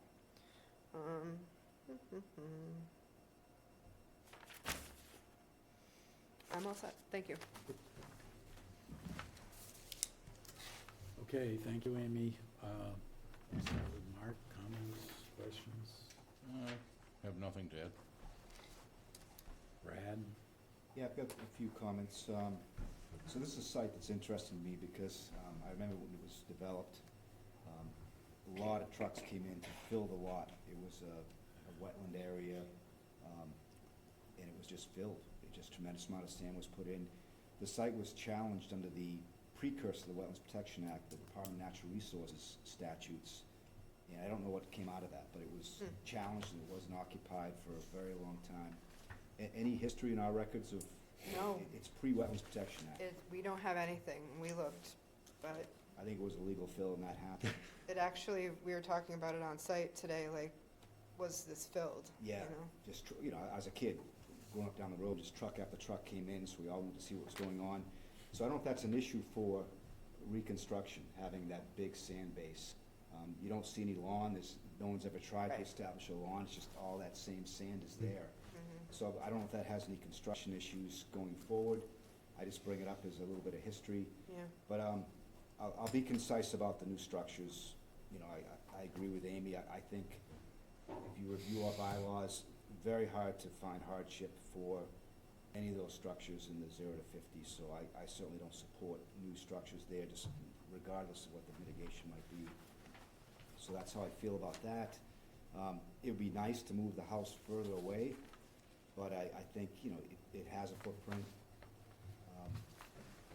And getting the septic system moved to the front there with modern technology is a plus. It's going to be. Amy, another question, is the shed permitted? Do we know that? I don't, it is quite old. Yeah, We didn't have any record of it. yeah, It's gotta be at least 20 years old, yeah, if not more. Not saying that it's not right, but yeah, it's not anything new. yeah, okay. So, yeah, kind of a hard no for me for any new structures in the 0 to 50. I think that's the way everybody should interpret the regulations. And beyond that, I would like to see maybe a living fence or something along the perimeter where the mitigation is shown, something to reduce, you know, human traffic into the resource area. Yeah, thicker buffer. Yeah. Like a split rail or something, or? Maybe the choice of the property owner, whether it's, you know, vegetation, split rail, you know, something like that to just reduce that interaction of the resource area. 'Cause Yeah. It's right there. Given proximity to the resource, I would suggest a thick vegetated buffer, no fence. Okay. Thank you. All set? Stan? I don't have anything to add other than Brad's comments. Yeah, no Jan. additional comments. None for me.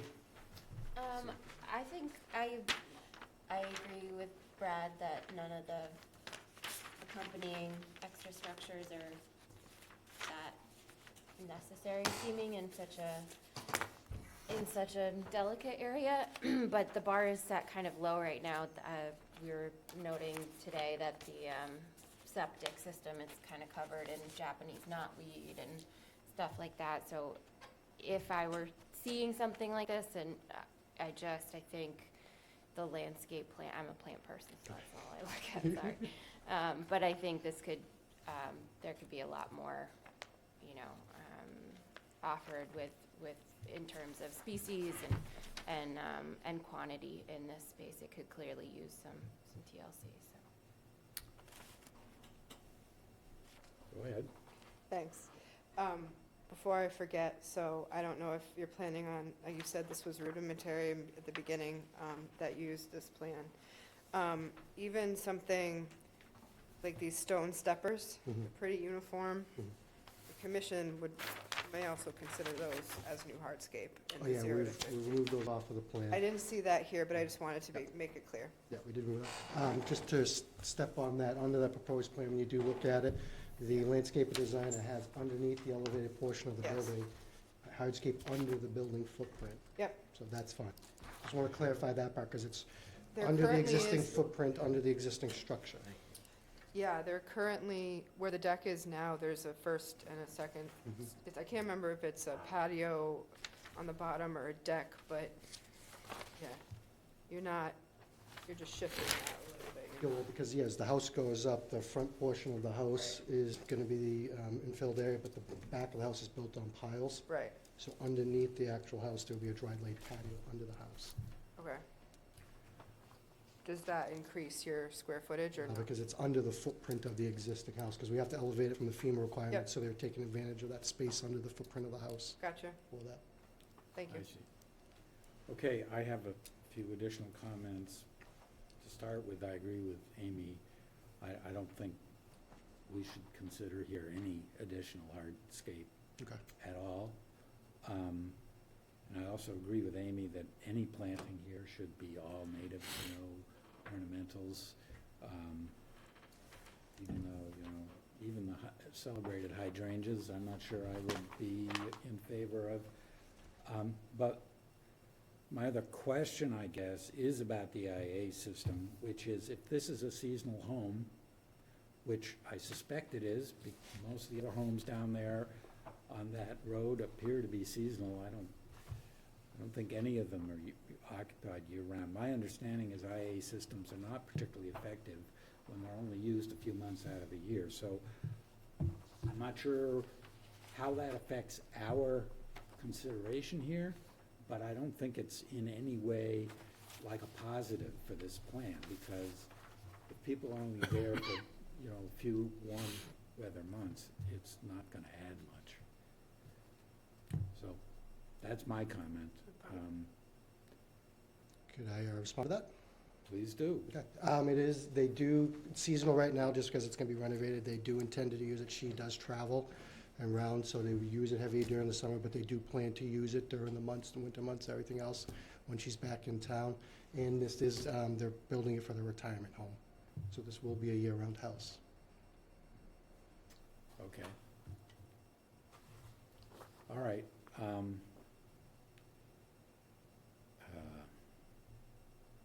Okay, so you made the statement early on that you weren't looking for a vote tonight because you thought the septic had to be approved, which is not the way things normally work. So, I don't know, is there any reason to continue this at this point? They need to do a revised planting plan. I'm sure you want to bring it back to your client about the no new structures, particularly the plunge pool and fire pit that you proposed, that drew a lot of comments from here. So I would think, yeah, you would want a continuance.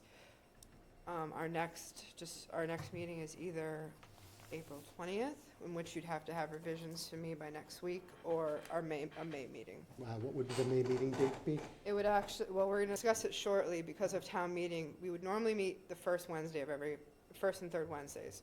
We're proposing to meet May 10th because town meeting is the first week of May, so that's going to be a challenge for us. So we're proposing Wednesday, May 10th, to be our first May meeting. I'll be at the Association of State Floodplain Managers National Conference.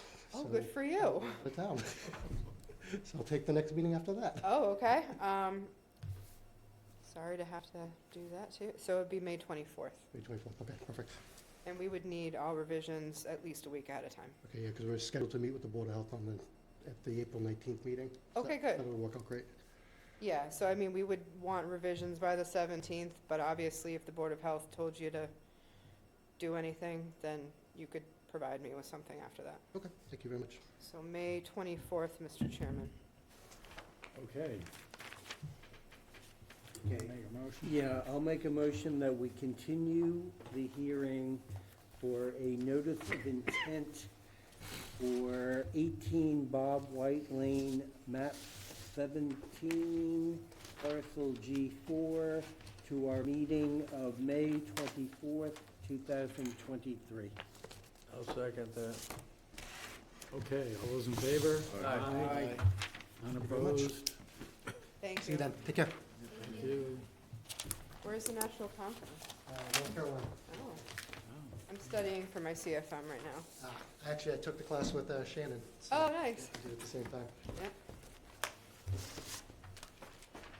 It's a hot and upcoming topic for the Cape. Very important one. What topic is that? Flood zones, Uh-huh. sea level rise, all that Yeah. fun stuff. Oh, yeah, Between that and the septics, it's keeping me employed. Yeah,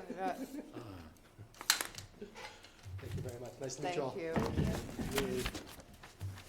All right. So now, we have regulations update. Yep, so I didn't print you off extra copies because I gave you copies at the last meeting. And they were in your Dropbox. But I had given you copies, we didn't discuss it because I had just printed you off ones, so I didn't print off more, I'm sorry. I can go through the changes, and basically the changes to the wetland regs, we're not reinventing the wheel on all of the regs, we're just talking about putting the changes that were approved at town meeting in regards to water-dependent structures into our regs as well. Because right now they don't match, and they should match.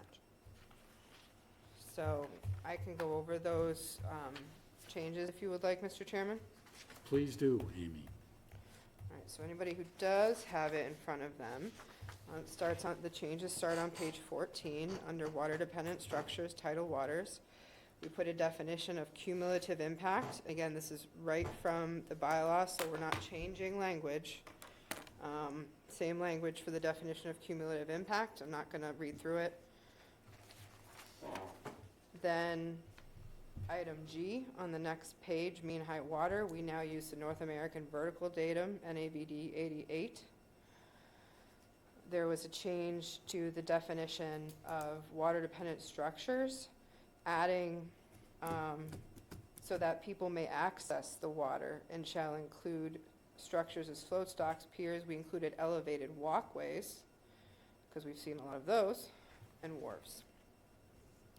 Then going on to the next page, on page 16, we changed the spacing of decking from 1/2 to 3/4 inch, or we allowed them to use grading instead with our permission, at a height equal to 1.5 times the width of the deck above the salt marsh of the decking. In areas where the structure is located over wetland area resource other than a salt marsh, the height may be equal to 1.25 times the width of the deck. And then we just put the zoning bylaw citation in that. Number 8, on page 16, I'll read through this, but no structure shall be located within 50 feet of existing eelgrass beds or within a shellfish area defined by the town bylaws or shellfish warden, adding, unless expressly allowed by a variance from the Conservation Commission, upon a clear and convincing evidence provided by the applicant that the proposed project will not have an adverse impact to the wetland resource areas or their interests. We added to that definition what commercially important species of shellfish were. We added, clams, we clarified by adding clams, oysters, quahog, scallops, and mussels. Going on to the next page, page 17.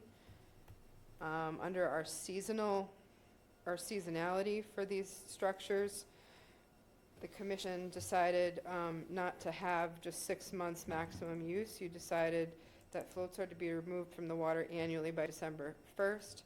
This captures what we've been seeing as a more active fall boating season.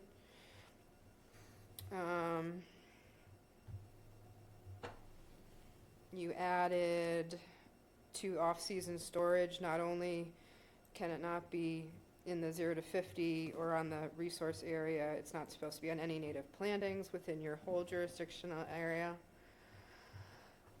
A big change for number 12 is that at mean low water, there is a water depth of at least 3 feet, instead of just 2.5. And I think that is it, because we only made changes to water-dependent structures. Now, if you want to make other changes to regulations, we can do so at another meeting, but I think it's important to get this updated so it matches with the bylaw as soon as we can.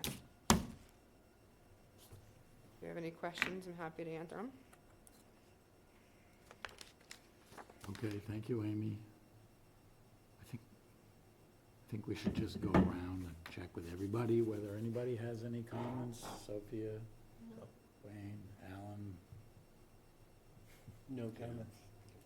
no, Brad. I'm just trying to look up the language on that number 8 about the shellfish, because, and I can't find it right now, but what I remember is that I considered clams too vague. And Right. I thought that we put in soft shell clams, because clams doesn't tell you really anything. The others are species. Right. So I'm surprised that we would have settled on just clams, whereas I thought we tried to improve that. Pretty minor detail, I just don't have. What I can do, because that is, I don't think that should hold this up, I can make a note to check that. Okay. We have to match with what's in the bylaw, so whatever is in the bylaw, but I can check that for you. And as long as it's okay with the commission, if it is more detailed, if you're okay with me just adding that, I can do that. That's the only thing I found. Everything else seems consistent. Okay. That was a lot of heavy lifting for not that many changes, huh? Yes, it was a long process. Mark, No remarks. no remarks. So we need to vote to approve these changes, right? Correct. I will make a motion that we approve the changes to the Harwich Wetlands Protection Regulations as discussed at the meeting this evening. I'll second it. Any further discussion? Hearing none. All those in favor? Aye. Opposed? None opposed? Okay, what do we have next here? Herring River Study. Right. Brad, thank you so much for your edits to this. It was extremely helpful. I did provide you all, either at site visits today or this evening when you got here, a copy of those edits. Did you want to go through them, Brad? Because you did a majority of them. If you like, it's, as a track change document, it's a little bit hard to interpret it, but, so, the first draft had some comments from myself and Joan, I think, and then I went back to the second draft and tried to tighten it up closer to what I think a bid document should be.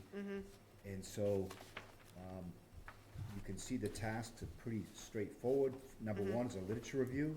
Yep. Number 2 is a field study that has more detail on the second page. Yep. Number 3 is a simple documentation of what is there now for invasive plants, both invasive plants and vertebrate species. Written report number 4, and I went ahead and suggested 2 public meetings. I think the previous one had 2 to 3 or something. I think I said at least 1, so I think 2 is good. I think 2 is a good number, Yep. and so I suggested that. Number 5 is adopt a GIS data layer.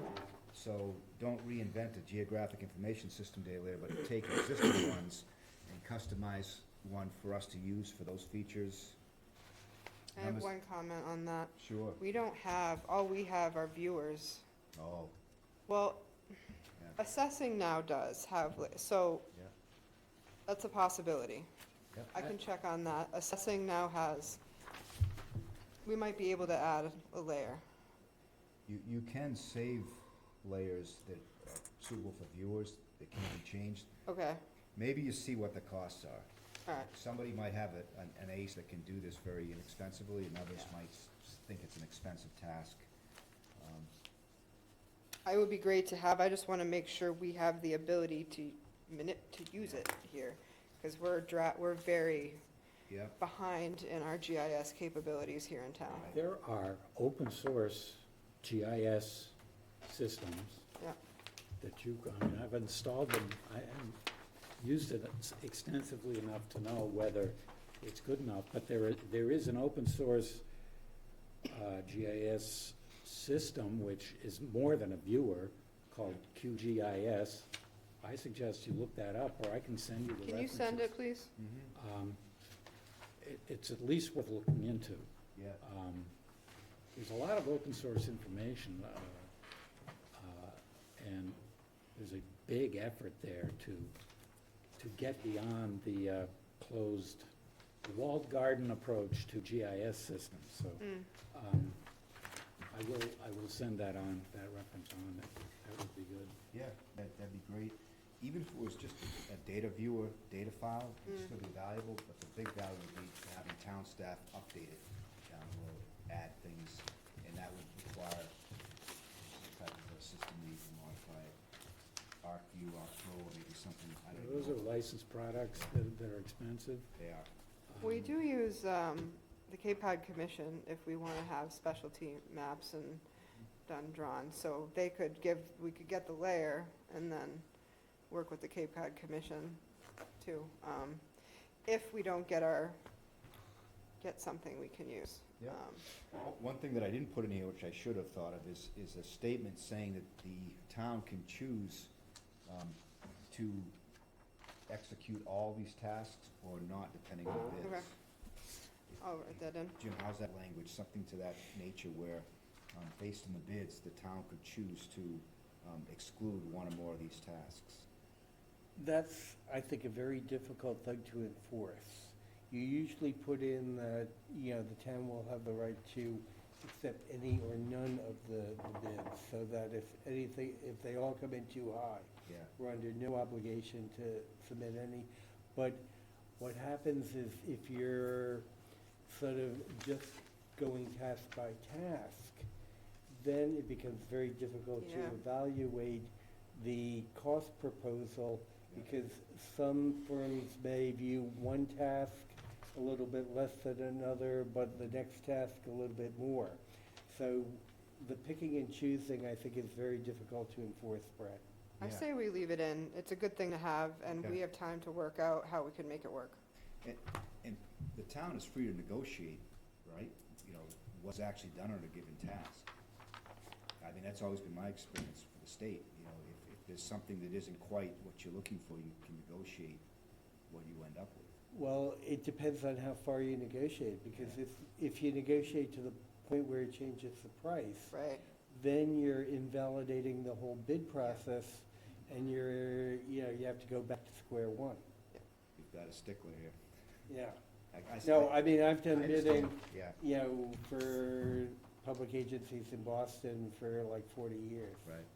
Yep. And, it's very difficult to sort of do that. I mean, basically, if you want to, the approach that you may want to use is to put in options.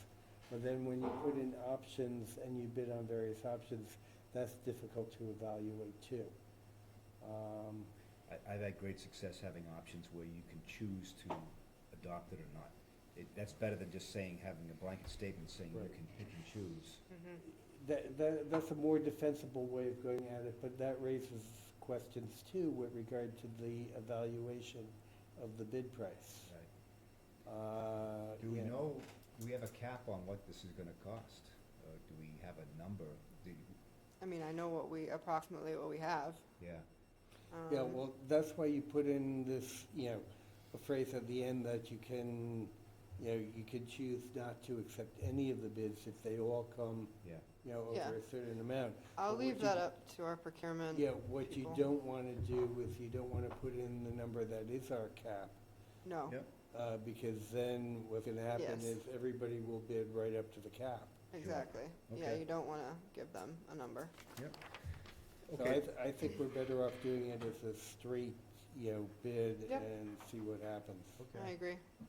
Number 6 is on the shellfish surveys, to summarize them in the last 10 years. I think it'd be really helpful. Any of us could do that, but I think it'd be nice having an It's independent party. time, yeah. It's and time just consuming and- so time-consuming. And you could avoid accusations of bias by having a Exactly. third party do it. Yep. So that's what there is. And then the next page is more detail on task 2. And this is the one where, it's a little bit tricky. We're getting into a hypothesis testing scenario, looking at different types of treatments of docks, and as well as other water control structures. So that's one people could take a look at. I put in language saying that we could refine the statistical approach later on if we needed to, but we kind of have to hear what people want to do. And so that's the one. Task 2 details is something that would be helpful to have people look at closely and see if they have any ideas. So I have a question about that.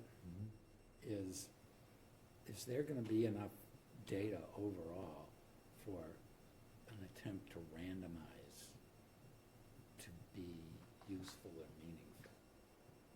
It's a really good question. I'm assuming that we might have,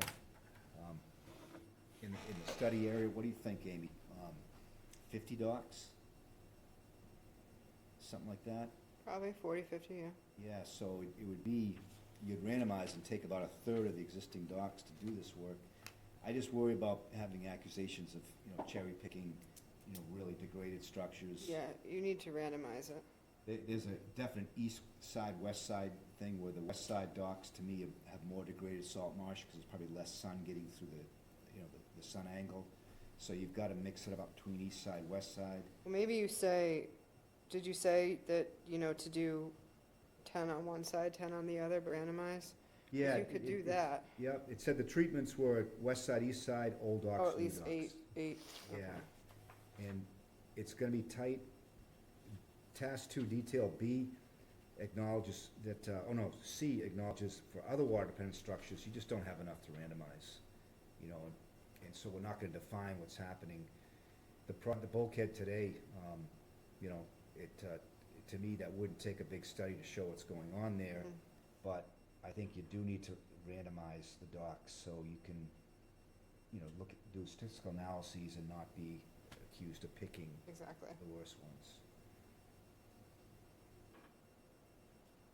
I have one other little comment, which is, why do you say submit as both a Word file and a PDF?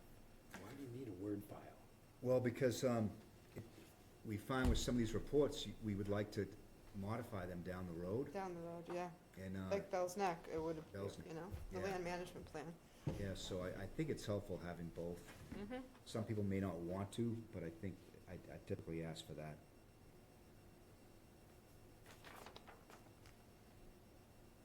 And there's one bid option. So we could think about putting other stuff there, but I kinda like those 6 tasks to see what the bids bring. And then if it's appropriate, ask for people to comment on the comprehensive study. I know we've gone back and forth over whether to include that, but I would love having some consulting companies at least discuss the concept. Yeah. Give us some feedback. And it's gonna be a big ticket, so it's not likely to be funded with this, but, No, it'll grant funded. yeah. And, yeah, grant, yeah. Okay, but if it's not gonna be funded with this, why are we putting it in the RFP? To learn about what these companies might think about that study. Okay, but then that may be sort of adversely affecting a potential bid on a further study. If you're asking various companies who may be bidding on it to give you comments on it prior to going out through a bid process. We could do it separate from this. We could Yeah, do I think if we- request for comments. We could still do a request for comments. I feel like you're being too cautious on this one point, but I think you're also coming from a point of experience, so. Yes, I am, Brad, so. So I I- love taking the temperature of these firms and see how they think about things. Yeah. And that's my interest Okay, so there. there's a way we could do that without it being part of this bid process. Yeah, I I agree. would rather it separated from this bid process. And also, I'm thinking of how some commission members were interested in having that part of this. Right, yeah, I respect that, but I do think it's taken on too much. yeah, and I agree with you on that, Brad. So there should be a separate request for information that addresses this other point, right? Isn't I don't that- think we should be dealing with that right now. I think this RFP should go out without that. There but- is a different way we could deal with it, but we could deal with it completely separately. And it would That's not fine. be I know through what we a could do. request for information, because Yep. again, then you're, depending on what information you get from whom, it impacts that entity's ability to bid should we go out to RFP later. We also have other entities who are not, private consultants up at the county, the Cooperative Extension, Sea Right. Grant, that we can talk about this whole watershed plan about too first. Yeah, and that would be probably a good first step, maybe. Yeah. To go that way, and then depending on what we find out from them, then we can discuss whether or not we want to go further. I suppose when we have a public hearing on the results here, we could have an agenda item that discusses the comprehensive study. Yeah. We could do that, right? Mhm. So we could solicit comments and ideas and get the public thinking about it. So along these lines, I think I've said something like this before, but I'm gonna say it again, that the question of the health of the entire Herring River watershed and whatever, should be on the Cape Cod Commission's and the county's radar, and I don't think it is right now. And ultimately, it's been said, to get a larger, broader scope study done of the entire system is gonna require funding that we don't have. And one of the active agents ought to be the county, one way or another.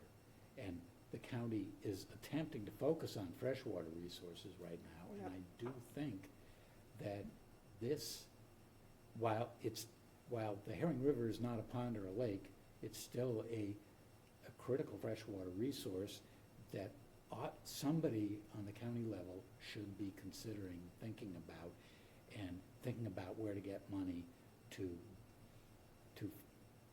come up with management options. Yes, Amy? They are.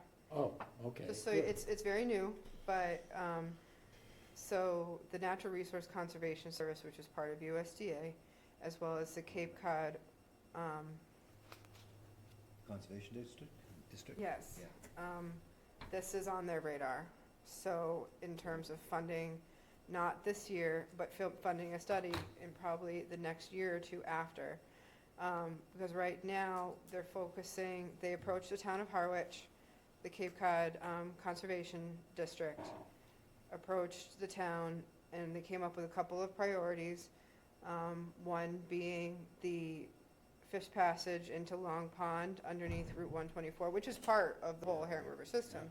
But that's an immediate need for design and funding to fix that, as well as fish passage from Cold Brook Preserve up to Grass Pond on Bank Street, considering Cold Brook is going to be happening very soon. Timing for that is appropriate.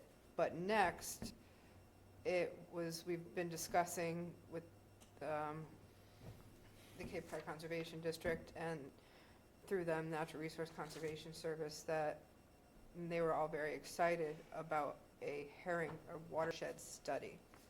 Oh. And I went to a workshop not too long ago, a couple weeks ago, about all these various grant opportunities that are available. And yeah, we talked about this a little bit at our last meeting, which you were on vacation for. Lucky. No, I'm jealous. I'm not saying that's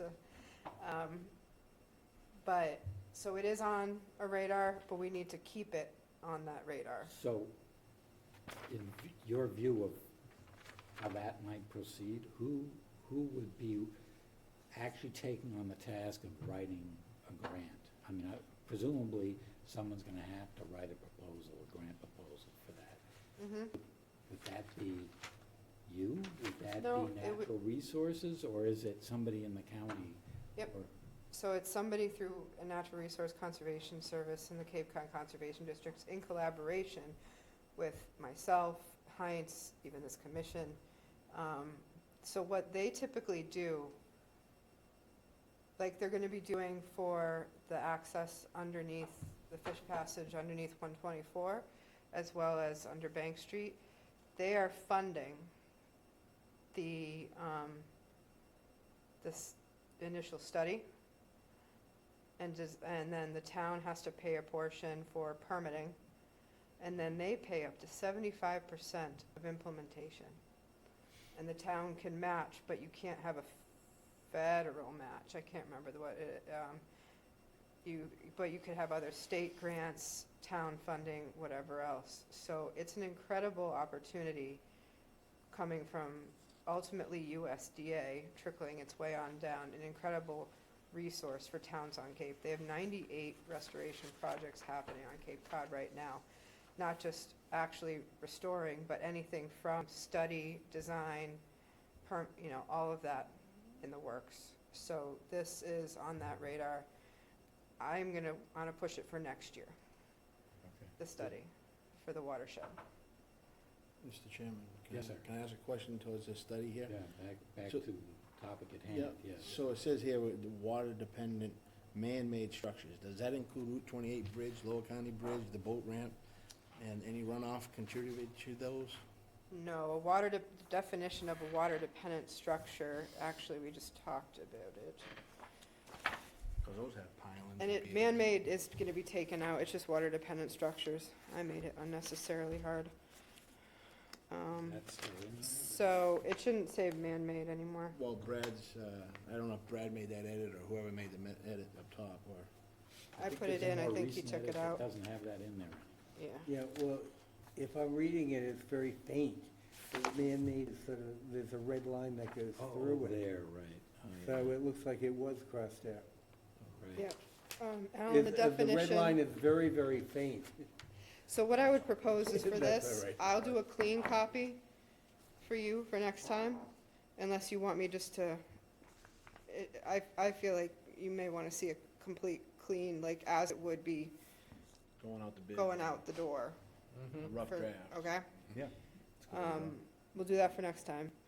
So the definition of water-dependent structure is any structure, or combination of structures built adjacent to or at an angle from the shore and extending seaward beyond mean high water so that people may access the water, and shall include structures commonly referred to as floats, docks, piers, elevated walkways, or wharves. So not, Right. No, I just want to make sure, because I didn't want that to be, Yep. somebody We saying can, didn't do it, it was there. if it makes sense to clarify what we determine a water-dependent structure to be, we can do that. I can see how that would fit in there. We talked about adding all that. Ernie felt strongly about broadening the scope, but it just, I think we all came around, it'd just be so big to do it that way. Yeah. And our original task was really to do it on water-dependent structures, given the town meeting process. That's kind of where this direction comes from. And I only say this because the recent most high water, high moon, high tide, Yeah. a couple weeks ago, the boat ramp parking lot was underwater, Yeah. so. Yeah. You know, all that sediment It's goes very in, goes out, frequent. it flushes like a toilet, so. I got a picture of it. You're gonna be seeing, I mean, it's been doing it for years. application soon to try to make that better, that boat ramp. Okay, Okay, so we're I'll not- clean this up. You don't need to act. Don't need to act. I'll put it on the next agenda and hopefully have it, I'll clean it up so it's not confusing. And hopefully next meeting you'll be able to vote on it, to get it out the door, okay? Okay.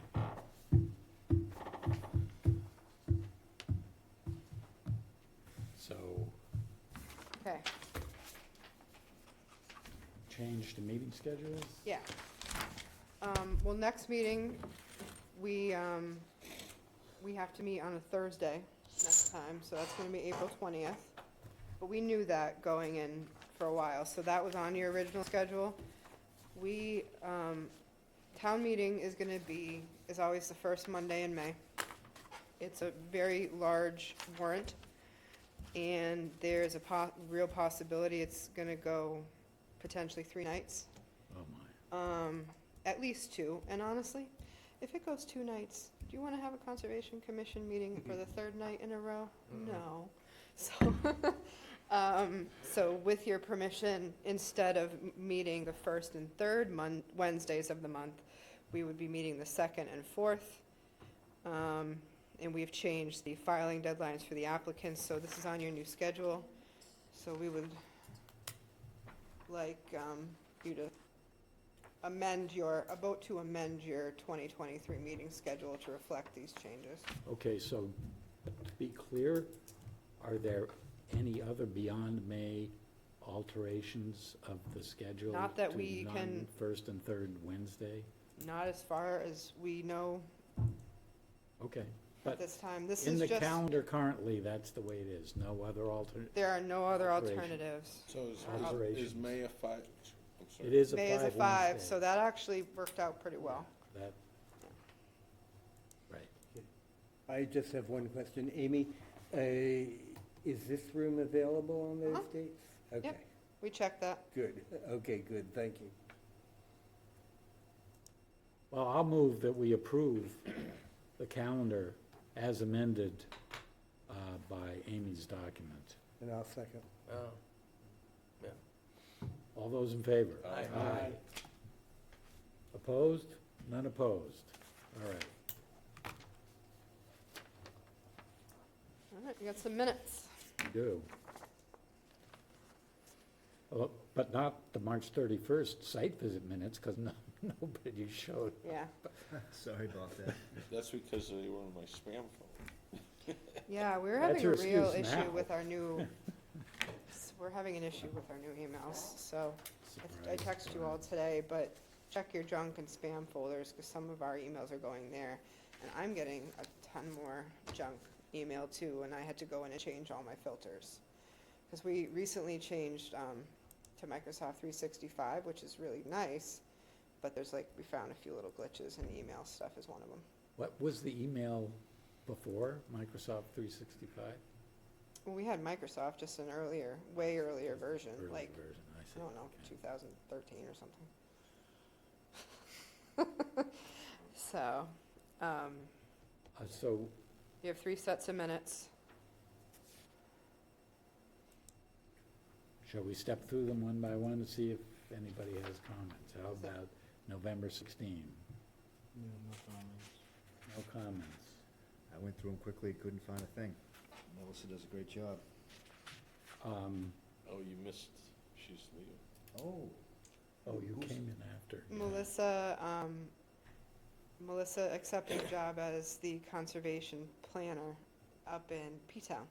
Oh, wow. So, she's worked hard here for a few years, learned an awful lot, and she's ready to move on so she'll be the conservation agent Yeah. in P-Town. Good for her. Yeah. Your department exports a lot of talent. Yeah. We Happens, try. You train them up and they go. We're just slowly infiltrating across the Cape, that's what we're doing. Oh, good for her. But good for her, tough for us. Oh, she's good. So, yeah, there is the internal posting, because it's union, is out right now. If we get somebody internally, great. If not, then we'll be going out. And it is a good job. So, Good side job. Okay. I could. all right. I move that we approve the minutes of for November 16th, 2022. I'll second. All those in favor? Aye. None opposed. Okay, how about December 21? Any comments? I had none on all three. No. Okay, I'm gonna move we approve the minutes of Second. December. I'm gonna finish the process, Wayne. I know you're anxious. Bryce, hurry up. It's almost 9 o'clock, that's our time limit. Yeah, Well, I'm not you sure- have 6 minutes, John. No pressure. Move to approve the minutes of December 21, 2022. Do I have a second? Second. All those in favor? Aye. You got None this. opposed. Okay. Oh, no, wait a minute.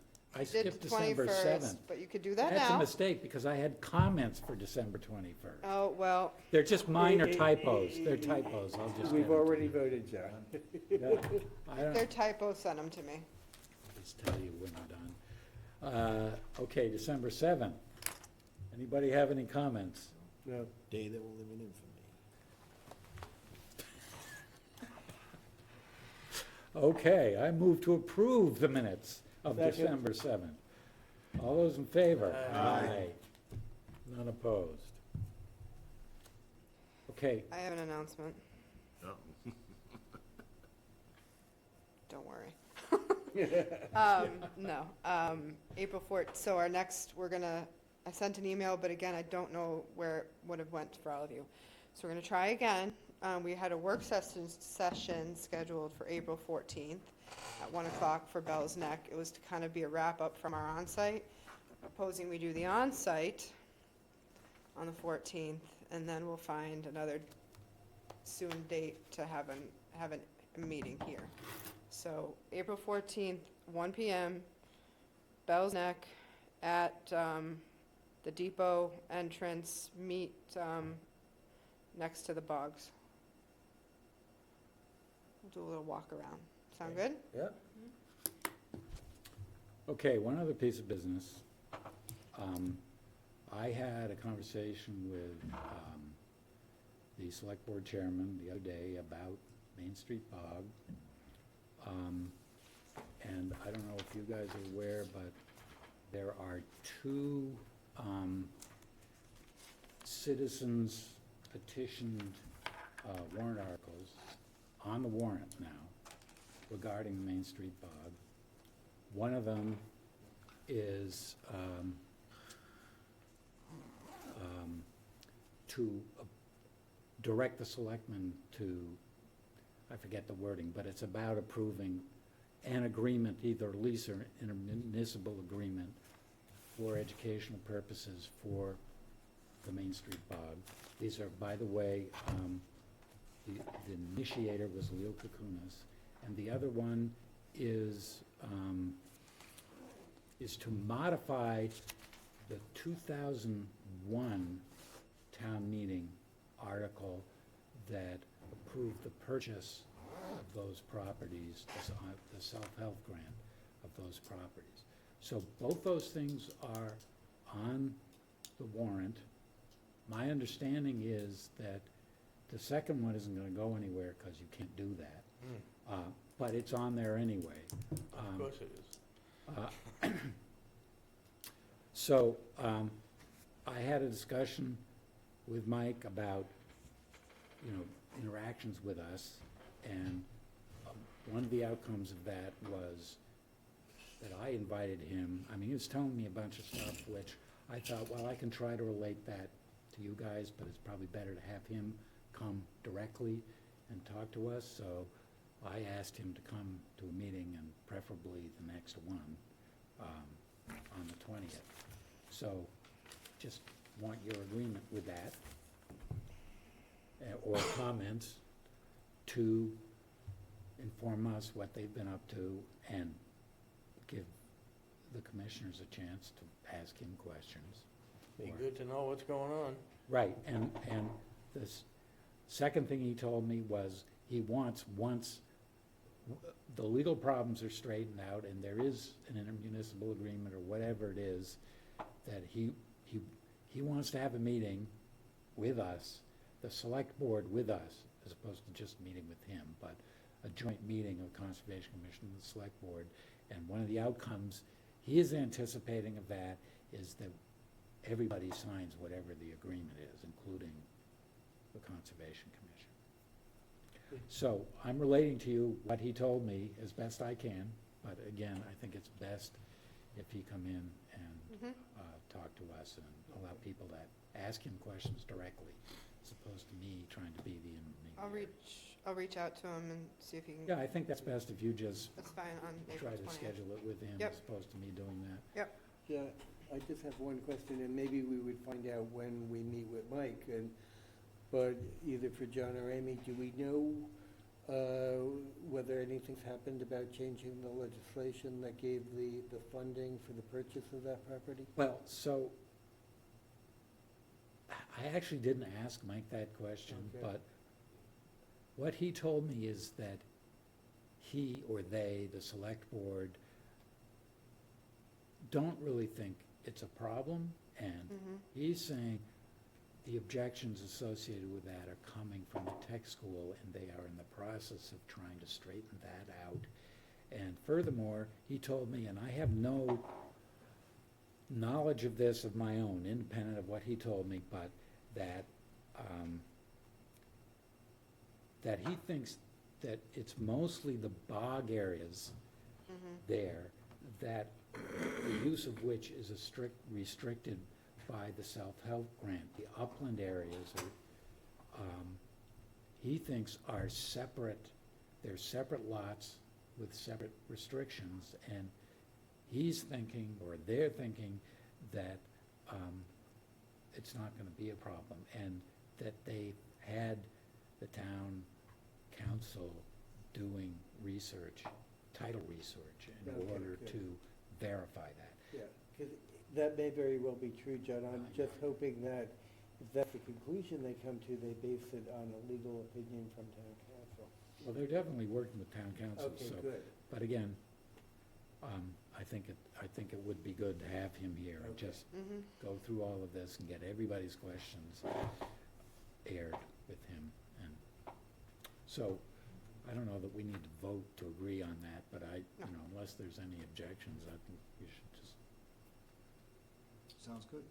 okay. That first warrant article, is it silent on direction for the Conservation Commission? Is it only directed towards the Board of I Selectmen? don't, actually, I extracted 60 and 61 from their agenda packet from last week. I can send, it's just a 2-page PDF with those 2 articles on it. Okay, send it to me. I'll send it to you and I'll you can blast distribute everybody. it. Yep, so you can see them. But they're in the last week's Board of Selectmen packet, but if you have a quick, just section, that would be helpful. Yeah, it's 2 pages. All right. Okay. Did you ever find out the information about the Heron River Bridge? In the last meeting, you said you were gonna look it up to see if we had discussed that. In the past, RDA and all that stuff. Sorry. Shoot, no. Thank you. Quite the project. Oh, yeah, it is. Quite the That's right, you go over it all the time. I That's do. right. Yeah, they're doing pretty good. I checked it out myself. How's containment site setting? Yeah, it looked good, yeah. Yeah, they're good. Yeah. Um, I didn't let- see any issues. Let me, I'll do that right away. I'm sorry, what is that issue? The Azalea Drive Bridge project, it was a MassDOT project, so there was some review, but also some Oh, down exemptions there, oh, right. on Right, review. So, Okay. yes, I will do that hopefully tomorrow. Okay. Further discussion? Okay, I'm open. I'll make a motion, we close to this meeting. adjourn. Second. And second. All in favor? Aye. Aye. Aye. Opposed? John, you're 3 minutes late.